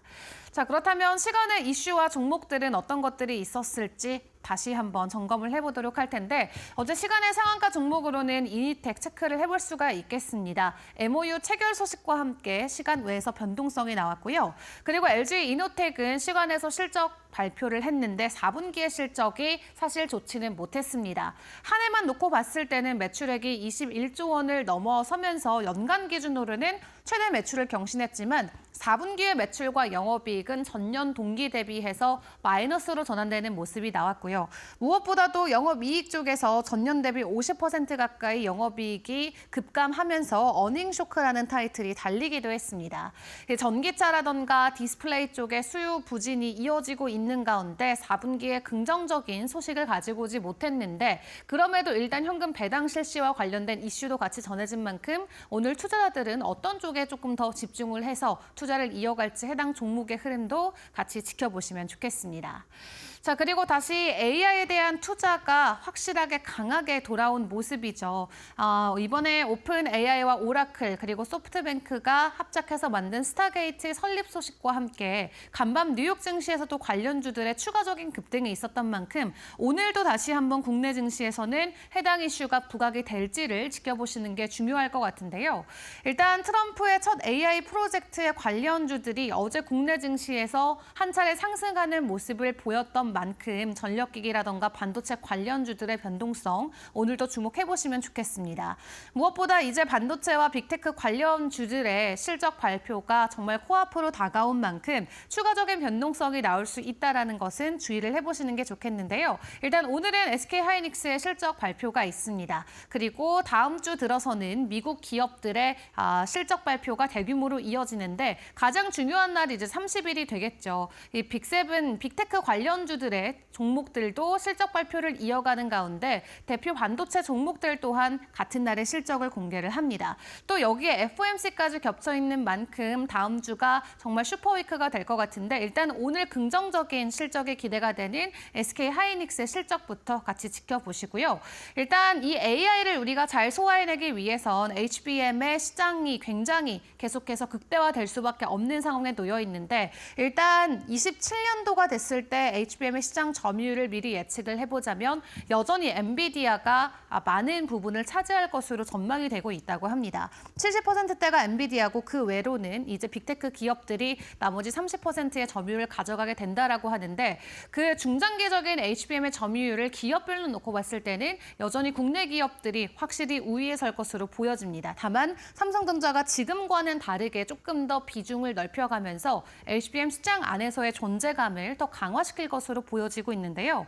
일단 오늘 다시 한번 역대급 실적이 기대가 되는 SK하이닉스의 실적 공개가 있기 때문에 어제 이어서 오늘까지도 SK하이닉스 호실적과 함께 추가적으로 반도체 관련주들의 상승이 나올지는 지켜보시면 좋겠습니다.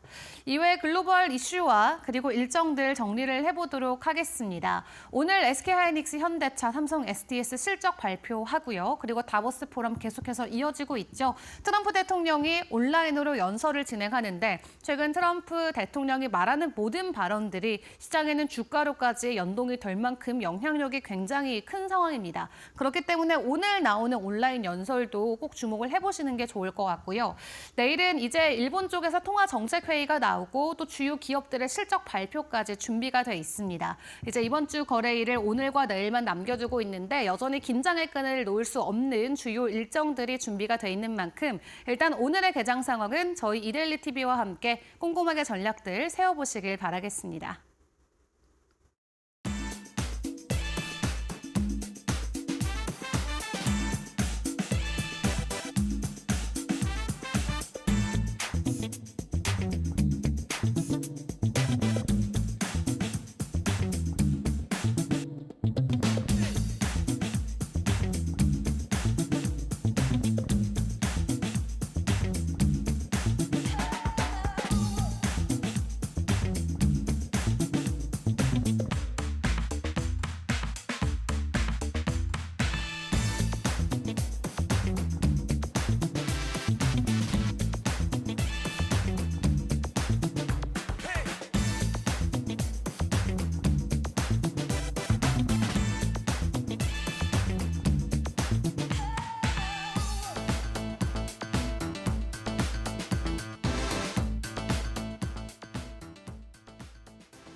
네, 간밤 미증시 흐름 체크해 보도록 하겠습니다.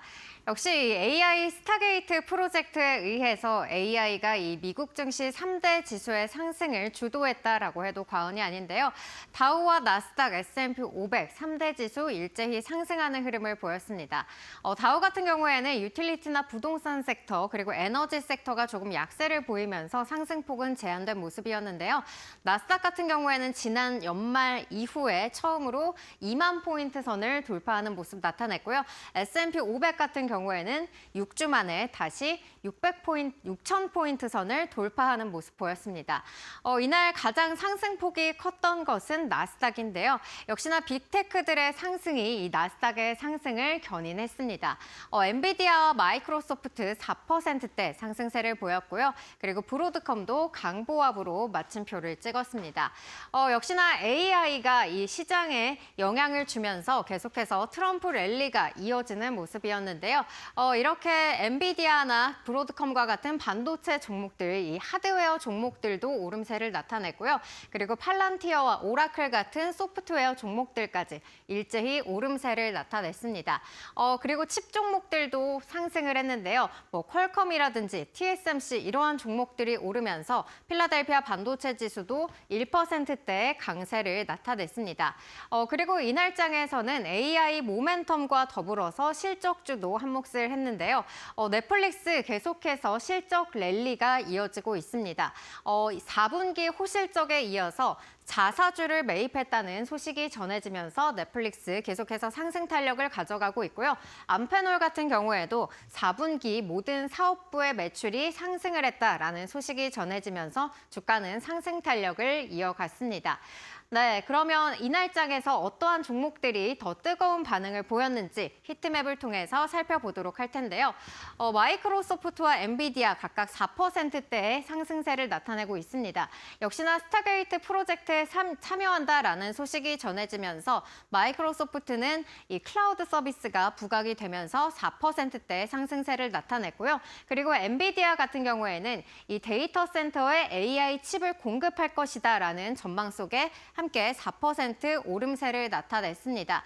그리고 전일장에서 애플은 이 중국 내에서 매출액이 하락했다는 소식 속에 주가도 함께 밀려났었는데요. 오늘장에서는 그래도 강보합으로 장을 마쳤고요. 메타와 아마존도 1%대 상승세를 나타냈습니다. 이렇게 히트맵 보시면은 대부분 기술주들이 이날 상승을 주도했다라는 점 다시 한번 확인해 보실 수가 있겠습니다. 네. 빅테크 소식으로 이어가 보도록 할 텐데요. 먼저 엔비디아 역시나 데이터 센터에 AI 칩을 공급할 것이다라는 그러한 소식 속에 상승부를 켜냈고요. 그리고 마켓워치에 따르면은 이 스타게이트의 직출액 중에서 1천억 달러를 투입할 것이다라는 전망이 함께 전해지기도 했습니다. 엔비디아 같은 경우에는 전일장에서 시총 1위를 탈환하는 모습을 나타냈는데요. 이날장에서는 애플과의 시총 격차를 다시 한 번 더 벌리는 모습도 나타냈습니다. 다음으로는 마이크로소프트도 살펴보도록 할 텐데요. 역시나 프로젝트 이 초기 기술 파트너로 선정이 되면서 부각을 받았습니다. 이 클라우드 서비스가 주목을 받았고요. 그리고 1분기 수익이 10% 증가할 것이라는 전망도 함께 전해지면서 이날 주가는 강세를 띄었습니다. 그리고 브로드컴도 함께 오름세를 나타냈는데요. AI 전용 칩을 제작하고 있는 기업이죠. 여기에 더해서 이 데이터 센터를 위한 이 소프트웨어 툴을 제공한다라는 소식이 함께 전해지기도 했고요. 이 소식에 따라서 목표 주가는 260달러까지 상향 조정되는 모습을 보이기도 했습니다. 네, 그리고 이날장에서 역시나 AI 모멘텀을 받아갔던 종목들도 함께 살펴보도록 할 텐데요. AI 소프트 대표 기업인 팔란티어 전일장에서 이어서 계속해서 좋은 흐름 이어가고 있습니다. 팔란티어뿐만 아니라 오라클과 같은 이러한 소프트웨어 종목들의 강세도 눈에 띄었고요. 그리고 ARM은 이 소프트뱅크의 자회사로서 부각을 받으면서 오늘 두 자릿수대의 강한 상승 탄력을 나타냈습니다. 이 데이터 센터 서버 측면에서 이 ARM의 역할이 부각되기도 했고요. 또 이 소프트뱅크의 투자 이력이 부각이 되면서 이날장에서 두 자릿수대의 상승세를 나타냈습니다. 그리고 TSMC 역시나 엔비디아 그리고 브로드컴과 이렇게 협력을 하면서 맞춤형 AI 칩을 부각한다는 소식이 전해졌고요. 역시나 미국에서 반도체 보조금을 또 수령했다는 소식이 전해지면서 계속해서 좀 매출이 좋아질 것이다라는 기대감 속에 2%대 상승하는 흐름 보였습니다. 네, 그러면 다음으로 다른 종목들도 함께 살펴보도록 할 텐데요. 이날은 AI뿐만 아니라 실적을 발표했던 기업들도 오름세를 나타냈습니다. 먼저 필수 소비재 기업인 프록터앤갬블 같은 경우에는 미국 내 수요가 증가하면서 분기 실적이 예상치를 상회했다라는 소식이 전해졌고요. 1%대의 강세로 종가를 형성했습니다. 그리고 이어서 광섬유 커넥터와 그리고 케이블을 생산하고 있는 기업이죠. 암페놀 같은 경우에는 앞서서 말씀드렸듯이 4분기 모든 사업부의 매출이 증가했다라고 전해졌고요. 매출이 전년 동기 대비해서 30% 증가했다는 소식 속에 7%대의 강세로 마감을 했습니다. 이어서 넷플릭스 계속해서 실적 랠리가 이어지고 있는 모습인데요. 오늘장에서는 150달러 규모의 자사주 매입 소식이 이어졌습니다. 2025년 이 회계연도 매출은 최대 445억 달러로 전망이 되고 있는데요. 계속해서 넷플릭스의 실적에 따른 이 주가의 상승세 어디까지 이어질지 계속해서 살펴보시면 좋을 것 같습니다. 네, 여기까지 미증시 마감 상황 살펴봤습니다.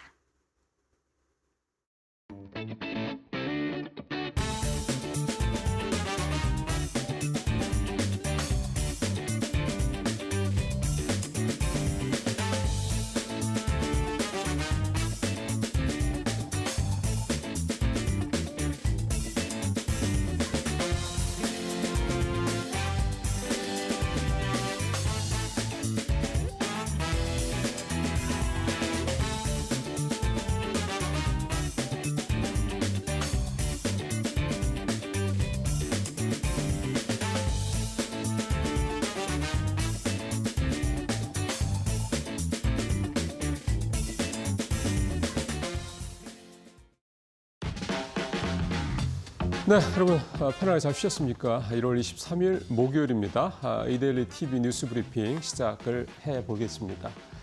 네, 오늘 이데일리 톱 기사는 미국의 사상 최대 AI 인프라 구축 인공지능 K칩 새로운 기회 열린다. 예, 이 기사가 오늘 사이드 톱으로 이제 올라왔던 기사인데요. 이제 어제도 저희도 뭐 이미 전해드린 바가 있죠.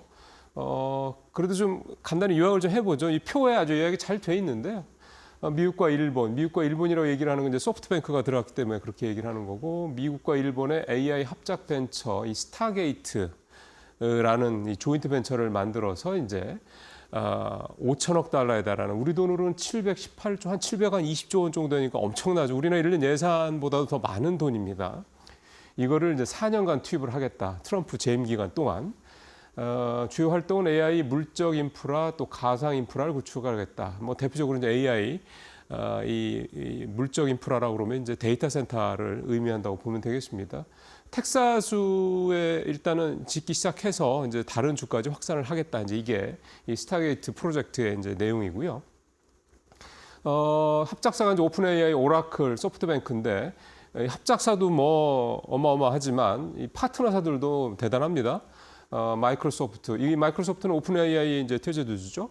그 다음에 엔비디아 당연히 또 들어가고요. ARM은 이제 잘 아시는 것처럼 반도체 설계 회사, 뭐 거의 뭐 웬만한 IP들을 다 갖고 있는 회사인데, 이 ARM은 또 소프트뱅크가 또 최대 주주입니다. 이렇게 이제 파트너사로 참여를 좀 하게 된다. 이런 내용들이 담겨 있습니다.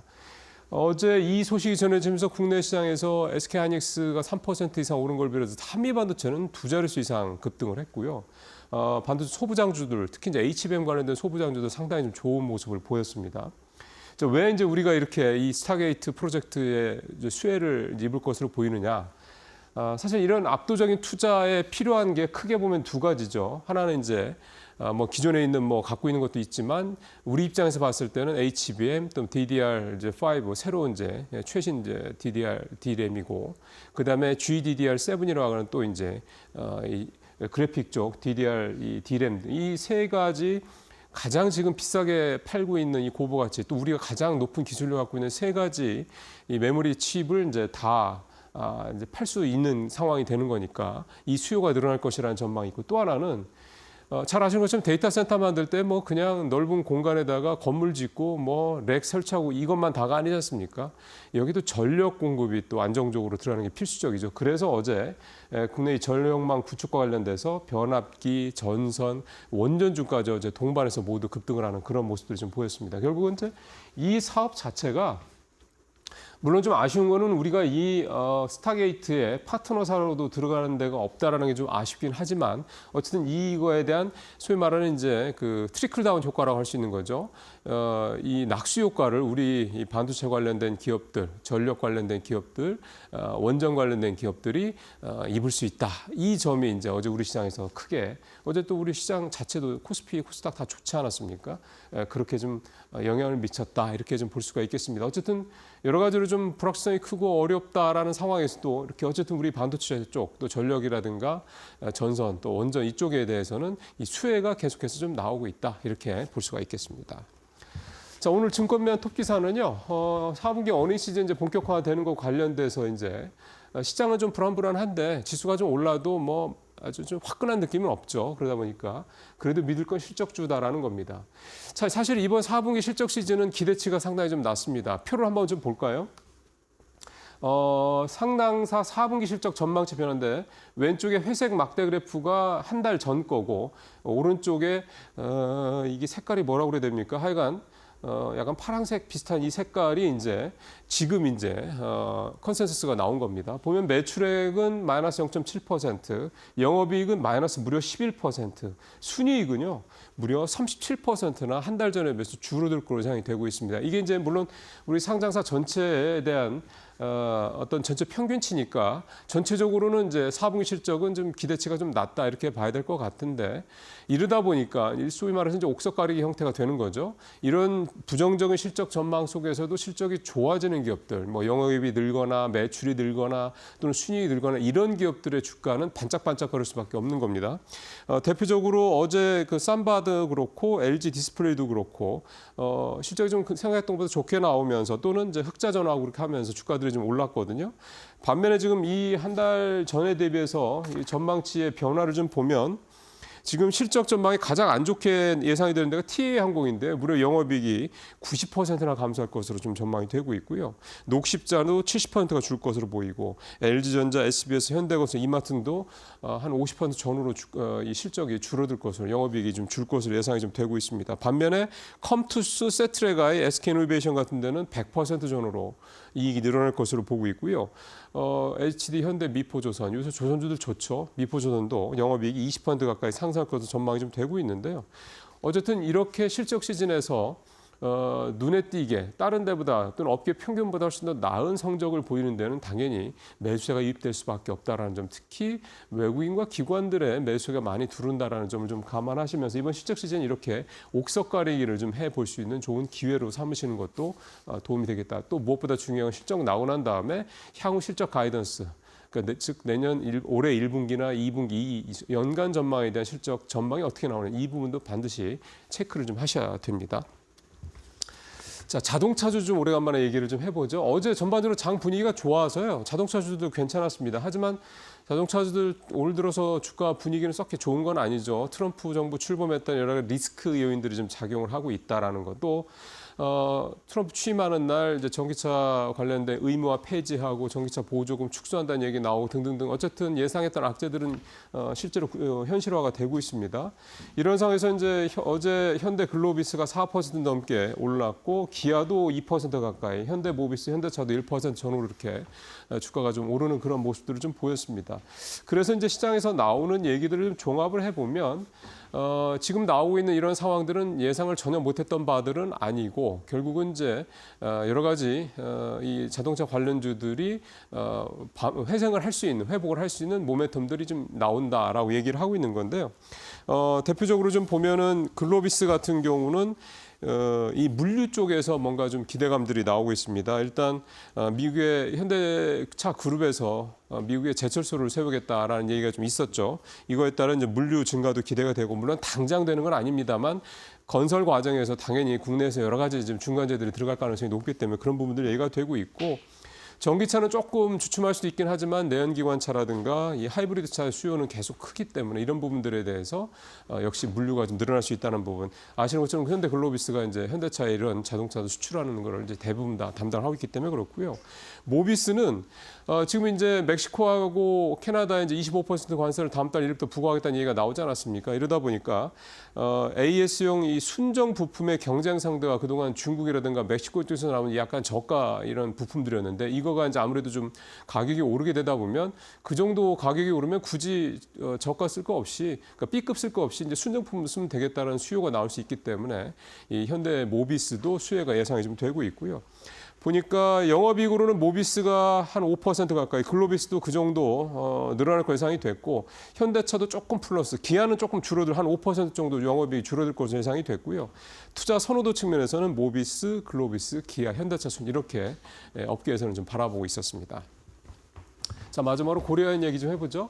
오늘 한 근 5개월 거쳐서 치열하게 정말 생존을 걸고 벌어졌었던 고려아연의 이 경영권 이 분쟁, 오늘 어쨌든 결론이 나게 됩니다. 그 고려아연 측에서 제시를 했던 집중투표제, 이게 이제 국민연금이 오케이를 하고 해서 뭔가 이게 되는 게 아니냐라는 나와서 집중투표제가 도입이 되면 최 회장 측이 좀 유리하게 되지 않겠냐 이런 예상이 나왔는데 이게 법원에서 인용이 가처분 신청을 받아들여서 이게 이제 적용을 할 수가 없게 됐죠. 그러다 보니까 급속하게 MBK 측으로 유리한 국면이 전개되는 쪽으로 얘기가 좀 되고 있었는데요. 특히 이제 캘리포니아 그 공무원 연금 같은 이런 외국 쪽의 이 연기금들이 이 MBK 측 손을 좀 들어준 것도 좀 있었고요. 우리 기관도 한 16군데가 MBK 측에 지지하는 그런 얘기를 좀 하고 있어서 완전히 좀 넘어가는 게 아니라는 얘기가 나왔는데 어제 오후에 최 회장 측에서 또 새로운 승부수를 던졌습니다. 그게 뭐냐면 고려아연의 손자 회사인 SMC라는 회사를 통해서 영풍의 지분을 10.3%를 이제 전격적으로 인수를 좀 했습니다. 지분을 매입을 했습니다. 이게 왜 이걸 했냐면 상법에 상호주 제한 제도라는 게 있는데요. 이게 뭐냐면 이 양쪽 회사가 10%를 초과하는 지분을 서로 갖게 되면 각 회사의 어떤 의결권을 행사하는 거를 이제 하지 못하게 돼 있는 겁니다. 이제 이거를 노린 거죠. 그래서 고려아연도 그렇고 영풍도 그렇고 서로에 대해서 10% 이상 지분을 갖고 있는 거기 때문에 이 상호주 제도에 이제 해당이 된다 이거고요. 이렇게 되면은 영풍이 지분을 의결권을 행사할 수가 없게 됩니다. 그렇게 되면 완전히 또 판도가 바뀔 수가 있는 거죠. 영풍이 가장 많은 지분을 갖고 있기 때문에요. 근데 이게 이제 제대로 이제 먹힐 수 있느냐 여부는 또 다른 얘기가 될 것 같습니다. 왜냐하면 또 이 부분과 관련해서 논란이 있기 때문에 MBK 측에서 또 가처분 소송을 또 낼 수 있는 여지가 있기 때문이죠. 그래서 어쨌든 현재로서는 아직은 안개 속이다 이렇게 좀 얘기를 좀 해야 될 것 같고요. 참 쉽지 않은 것 같습니다. 그만큼 양측이 다 정말 사활을 걸고 경영권을 좀 그러니까 유지하거나 또는 경영권을 가져오기 위해서 이렇게 좀 필사적인 노력을 하고 있는 이런 모습들이 고려안에서 좀 나타나고 있다 봐야 될 것 같습니다. 네, 오늘 뉴스브리핑 여기서 마치겠습니다.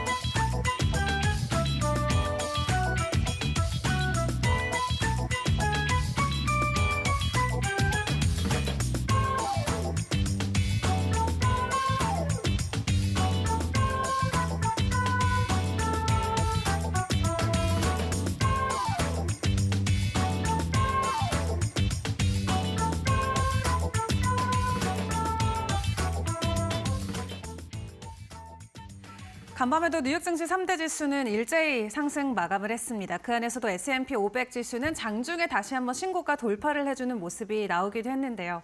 지금까지 분위기 굉장히 긍정적이지만 이러한 기조 우리가 계속해서 가져가도 괜찮은 걸까요? 좀 자세한 내용들 이분과 함께 짚어보도록 하겠습니다. 유동원 유한타 글로벌 자산배분 본부장 나오셨습니다. 어서 오세요. 안녕하십니까. 네, 간밤 뉴욕 증시는 다시 한번 상승 랠리를 펼쳤습니다. 본부장님 네. 어떻게 보셨나요? 네, 미국 증시가 상당히 예상보다도 세게 나오고 있습니다. 네. 어느 정도 좀 조정이 월 초에는 있었죠.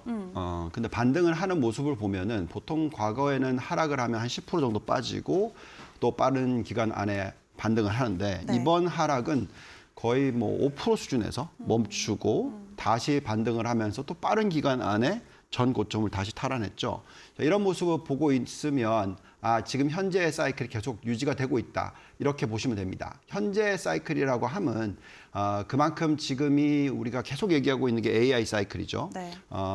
트럼프 당선인이 이제 취임을 했고 대통령으로 이제 자리를 매김하면서 앞으로 계속해서 이 AI 사이클에 대해서 적극적으로 부양을 할 것이다라고 저희는 생각을 하고 있고요. 이것이 아마 미국의 어떤 국가적인 경쟁력으로서 네. 자리매김을 할 거다라는 생각이 듭니다. 자, 그렇다 보니까 지금 현재가 이 AI 사이클의 3년 차, 이제는 성장기에 접어드는 그런 아래에서 지금 지수의 흐름을 보시면은 S&P 500도 고점을 돌파를 했지만 나스닥이 가장 큰 폭으로 반등을 했죠. 네. 반면에 금리는 좀 더 높게 유지가 되는 모습이 장기적으로 이어질 것 같으니까 중소형주의 오름폭은 오히려 오늘은 마이너스가 나왔죠. 그래서 이런 모습이 앞으로도 계속 좀 이어지지 않을까 하는 생각이 들고요. 2025년은 아무래도 이제 선택이 중요하다. 선별적 투자가 중요하다. 네. 이런 것 같습니다. 네, 작년 여름에 AI에 대한 피크아웃 우려가 나왔을 때도 본부장님께서는 AI 초기 단계다라고 또 말씀을 해주셨는데 역시나 그런 기조는 시장 안에 그대로 이루어지고 있는 것 같습니다. AI를 중심으로 간밤 뉴욕 증시 다시 한번 강한 모습을 보였는데 그럼에도 그 안에서 우리가 선별적으로 접근해야 된다라고 말씀해 주셨잖아요. 네. 트럼프를 중심으로 놓고 확실히 선택지를 좀 나눠야 되는 시기가 온 것 같아요. 이번에 네. 행정명령을 놓고 시장에서도 여러 가지 의견들이 나오고 있는데 어떻게 네. 보셨나요? 네. 이번 행정명령을 보고 있으면 정말 트럼프는 적극적인 사람이다. 그죠? 지금 이제 취임식 날 서명한 숫자만 보더라도 네. 46건이니까 역대 대통령 중에서 가장 많았다. 예, 이렇게 보여지고요. 전임 바이든 대통령의 이 건수는 9건이었고요. 네. 버락 오바마 전 대통령은 0건 이런 정도였습니다. 그래서 지금 현재 시점에서 완전히 이 정책들을 많이 바꾸려고 하는 것이 나오고 있다라고 보시면 되겠고 지금 조 바이든 행정부의 행정조치 78개를 철회하는 네. 그런 내용을 또 발표를 했었죠. 그래서 지금 보시면은 뭐 파리 기후변화협정 탈퇴, 그리고 세계보건기구 탈퇴, 또 2021년 의회 난입 사태 관련자 1,500명 사면, 네. 또 멕시코 국가 비상사태 선포 뭐 이런 내용 쭉 들어보면은 트럼프가 여태까지 얘기했던 부분들이 다 나오고 있는데요.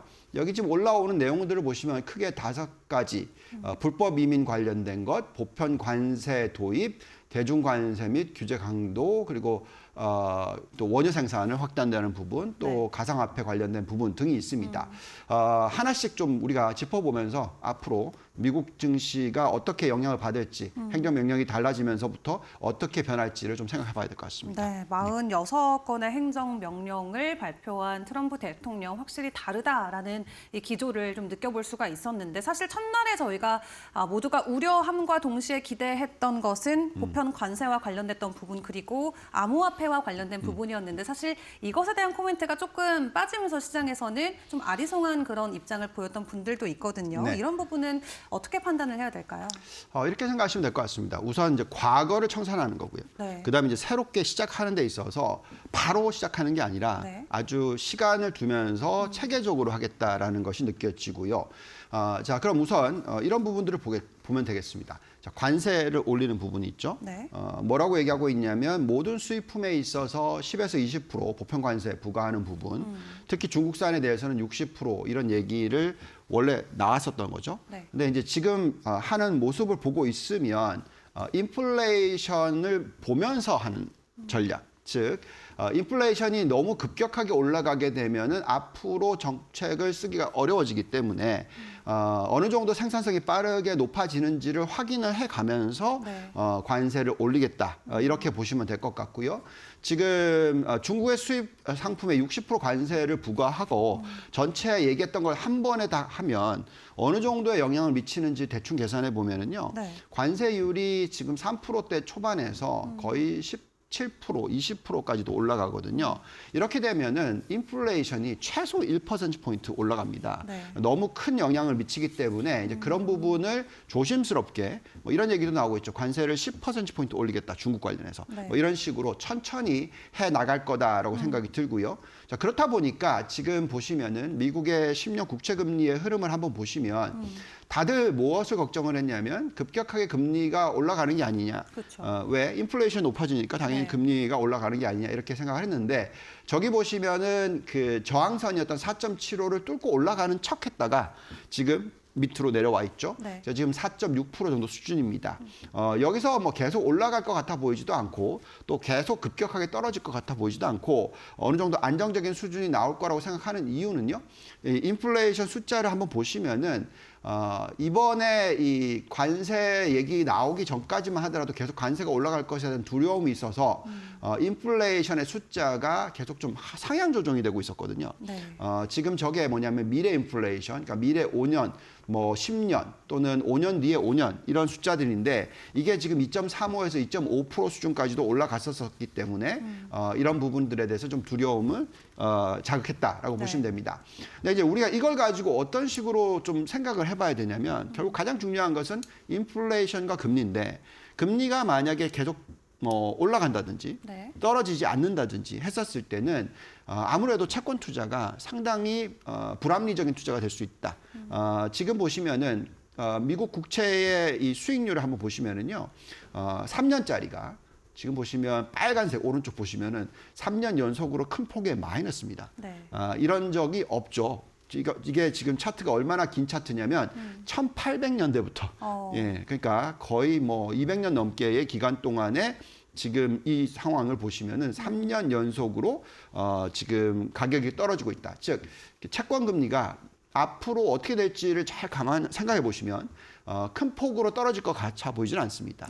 그래서 그런 부분을 좀 감안하셔야 될 것 같고요. 그 다음에 그 비트코인 관련된 부분에 있어서는 네. 뭐 지금 전반적으로 중국이 금을 사면서 어떤 이 보유 자산 중에서 이제 금을 가져가려고 하는 정책을 펴고 있어서 금값이 올라갔는데 네. 미국의 입장에서는 금보다는 비트코인을 그러니까 리저브 커런시라고 하죠. 그래서 어떤 그 안전 자산으로서 좀 사 모으는 그런 전략을 펼 것 같다라는 얘기가 지금 나오고 있습니다. 그래서 이런 가운데서는 아무리 생각해도 비트코인의 가격이 그렇게 빠르게 빠지거나 할 것 같아 보이진 않고 전반적으로 좀 올라갈 것 같다라는 생각이 들고요. 그다음에 또 하나의 키 포인트는 네. 인플레이션이 자극되는 부분도 있지만 인플레이션 낮춰주는 노력을 하는 게 있죠. 에너지 생산. 예, 그래서 트럼프 대통령께서 뭐라고 말씀을 하셨냐면 드릴 그랬거든요. 네. 예, 계속 이제 석유를 생산할 거다. 그러니까 이런 얘기를 하는 거 보면은 그렇다 보니까 이제 유가가 좀 안정을 찾죠. 이런 모습들을 보고 있으면 너무 급격한 어떤 변화를 일으키기보다는 점차적으로 인플레이션을 안정시켜 가면서 네. 하고 싶은 정책을 펴겠다. 이렇게 판단하시면 될 것 같습니다. 네, 관세 정책을 보더라도 또 가상자산 관련된 정책을 보더라도 정말 무자비하게 원하는 대로 끌고 가는 것이 아닌 뭐 인플레이션이나 여러 가지 경제 상황들을 고려하면서 행정 명령들을 내놓을 수 있다 말씀을 주셨습니다. 자, 그렇다면 지금까지 트럼프 대통령이 내놓았던 발언 가운데 시장에서는 워낙 예민하고 또 굉장히 빠르게 이것을 시장에 반영을 하고 있잖아요. 그렇다 보니까 피해주 그리고 수혜주가 명확하게 좀 나뉘고 있는 모습들이 나오고 있는데 그 안에서 본부장님께서는 좀 어떤 이슈 혹은 섹터들에 주목을 하고 계실까요? 네, 뭐 아무래도 대표적으로 가장 영향을 많이 받고 앞으로 미래가 바뀔 것 같다라고 생각이 드는 업종이 네. 네 가지가 있는데요. 첫째는 아무래도 이제 AI와 로봇을 같이 연결시켜서 보는 AI 관련된 부분이 있고요. 네. 두 번째는 에너지, 그러니까 생산을 많이 하게 될 거니까 또 이쪽이 어떤 식으로 변할지, 뭐 신재생 에너지를 쓸지 아니면 뭐 여러 가지 원자력 에너지를 쓸지 아니면 기존의 에너지, 네. 석유 관련된 부분을 쓸지 이런 부분. 그다음에 이제 우주. 이쪽 부분은 뭐 이미 언급을 했죠. 그 언급을 하면서 일론 머스크가 막 춤을 추던데 네. 그런 부분들도 좀 나오고 있고요. 그다음에 이제 마지막 부분이 아무래도 이제 방산 부분이 될 것 같습니다. 하나씩 좀 얘기하기에는 좀 너무 시간이 오래 걸리니까 네. 좀 가장 초점을 맞추자면 저는 여전히 우리가 포커스를 맞춰야 되는 부분은 AI라고 생각합니다. 네. AI의 발전 속도가 빠르고요. 또 미국은 AI에서 가장 앞서 나가고 있고요. 여기서 가장 자리매김을 하면 미국의 미래의 100년이 보장된다라고 저는 생각합니다. 그렇기 때문에 미국은 여기에 가장 큰 초점을 맞출 거라고 생각을 하는 가운데서 지금 AI 프로젝트를 발표를 했죠. 뭐 그 이름이 스타게이트. 네. 스타를 참 좋아합니다. 예, 그래서 오픈 AI와 소프트뱅크, 오라클 이 세 개의 기업이 같이 해서 이제 설립을 하는 거고요. AI 인프라 구축 관련해서 최고 5천억 달러니까. 정말 뭐 우리나라가 뭐 몇 조 투자하더라 이거 갖고 너무 비교가 되죠. 예, 719조 원 네. 예, 엄청난 숫자입니다. 텍사스에서 데이터 센터를 건설을 시작으로 확장 전망인데 안 그래도 전 세계의 데이터 센터의 거의 80% 이상, 거의 90% 가까이 차지하는 게 미국인데 예, 여기다가 더 투자를 추가로. 예, 그렇게 한다라는 것은 그만큼 더 앞서 나가겠다라는 것이고요. 이 부분이 자리매김을 할수록 엄청난 수혜들이 일어날 거다고 생각을 합니다. 우리나라의 종목들도 여기와 연결돼서 보시는 게 중요하겠고 네. 데이터 센터가 많이 들었으면 HBM이 많이 필요할 거고 이런 식으로 보셔야 되겠고요. 또 이제 여기 보시면 이제 에너지 관련된 부분에 있어서는 아무래도 이제 신재생 에너지보다는 고유 에너지 또는 원자력 에너지 네. 쪽에 대한 관심이 많이 늘어날 것 같다라고 생각이 들고 그다음에 이제 우주 이쪽이 참 재밌습니다. 계속 위성을 쏘아 올리는데요. 네. 이것도 중국을 견제하는 것 중에 하나예요. 뭐냐면 중국이 인터넷에 굉장히 빠르게 이제 접근을 하면서 광 케이블을 정말 많이 깔았었단 말이죠. 엄청난 비용이 들어갑니다. 땅에다 묻으려면. 네. 그렇지만 이 스타링크 그죠? 위성을 막 쏘아 올려서 연결을 시켜버리면 그 비용이 10분의 1로 줍니다. 그렇기 때문에 미국이 엄청나게 중국이 비용을 쓰고 효율을 떨어뜨리게 하는 방법 중에 하나가 이렇게 위성을 많이 쏘아 올리는 거거든요. 그래서 관련주들이 충분히 관심을 가지게 될 거다라고 생각이 들고요. 또 마지막으로 보면 이제 이 방산인데 글쎄요, 이 부분은 제가 자세하게 들여다보지는 않았기 때문에 네. 뭐 우리나라의 기업들 중에서도 이런 쪽에 그 연관이 돼 있는 쪽이 있겠죠.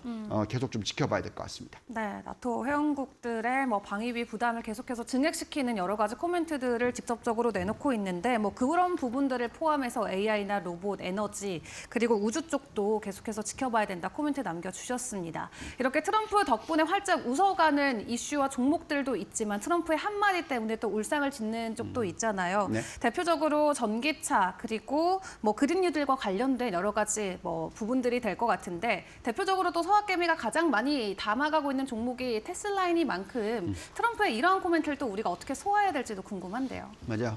지금 이 대통령 취임식 전후로 해가지고 지금 보시면 테슬라만 주가가 빠지고 있어요.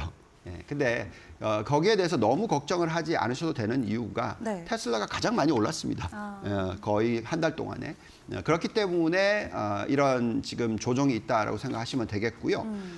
지금 에너지 산업 부분에 있어서 이제 정확하게 효율성을 따지는 겁니다. 네. 만약에 전기차가 훨씬 더 효율적이라면 전기차가 잘 팔리겠죠. 무슨 얘기냐? 보조금이 지원이 안 될 뿐이지 실질적으로 수익을 많이 벌어들이면 그만큼 이쪽에 대한 판매가 많이 될 거겠죠. 네.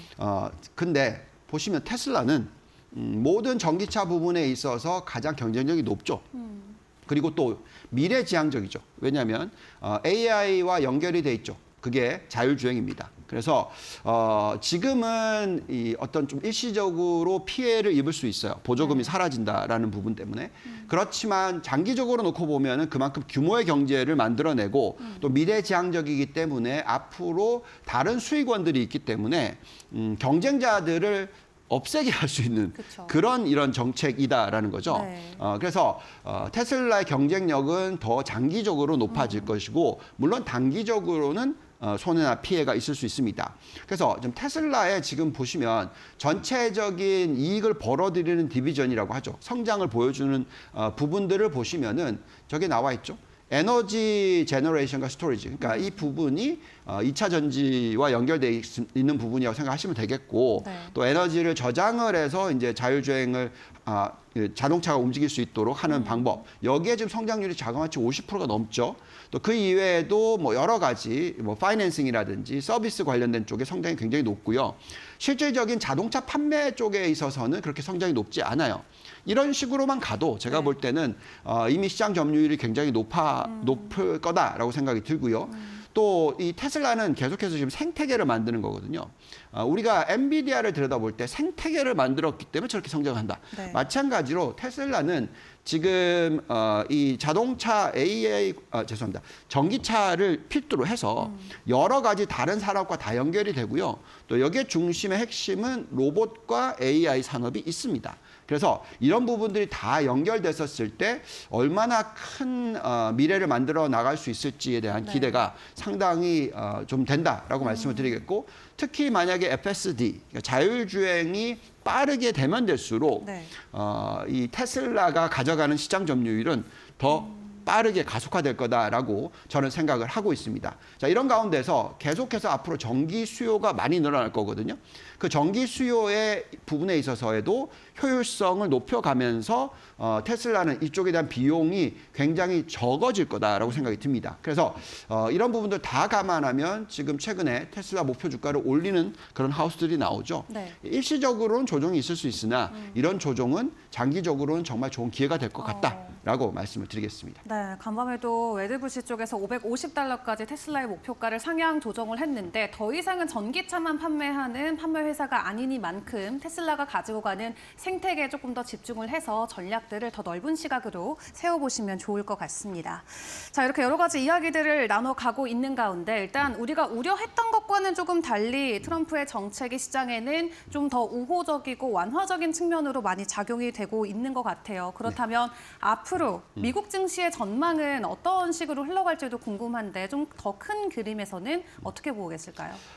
제가 느끼는 건요. 원래는 상반기가 좀 쉬어가고, 네. 그러니까 빠진다기보다는 쉬어가고 네. 하반기에 굉장히 강하게 올릴 수 있는 그런 시장이다라고 생각을 했는데 이번에 쉬어가는 게 굉장히 빠르게 끝났죠. 예, 그리고 또 오르고. 그래서 이번 2025년이 네. 생각보다 굉장히 셀 수 있습니다. 그래서 요즘에는 제가 계속 얘기하는 것이 조정을 생각하고 팔면 안 된다. 계속해서 조정이 일어나면 더 사서 모으는 전략이 맞다. 자, 이런 얘기를 해드리고 있고요. 그렇게 보려면 왜 그렇게 보냐면 지금 보시면 2025년과 2026년이 지금 전 세계의 경제 성장률이 굉장히 괜찮을 거다. 경기 침체에 빠지는 국가들은 거의 없을 거다라고 지금 나오고 있고요. 여기에 또한 미국은 지금 여러 가지 정책을 이용해서 부양을 할 수가 있다는 거죠. 네. 그건 왜 그러냐면 지금 현재의 대출이 예금보다 많이 안 나가 있습니다. 그래서 계속해서 대출을 늘릴 수 있는 전략을 펼 수가 있다는 부분. 지금 미국의 예대율은 겨우 70%대밖에 안 되고요. 그렇기 때문에 이런 가운데서 계속 유동성도 풀어주고 경기도 부양하고 또 경쟁력도 있고 이렇기 네. 때문에 지금 M2로서 미국 시장을 좀 대충 계산을 해보면 네. 아마도 올해 기본적으로 20% 정도 상승할 수 있는 시장이다. 자, 2023년, 2024년 둘 다 20% 이상 상승을 했는데 그렇죠. 네. 또 한 번에 3년 차에도 20% 이상을 상승할 수 있는 그런 가능성이 있다. 다음 페이지 좀 넘겨주시면은 지금 M2 대비해서 시가총액으로 계산했었을 때 그런 시장이 나온다라는 것이고요. 오른쪽을 보시면은 나스닥과 S&P 500이 거의 20% 상승.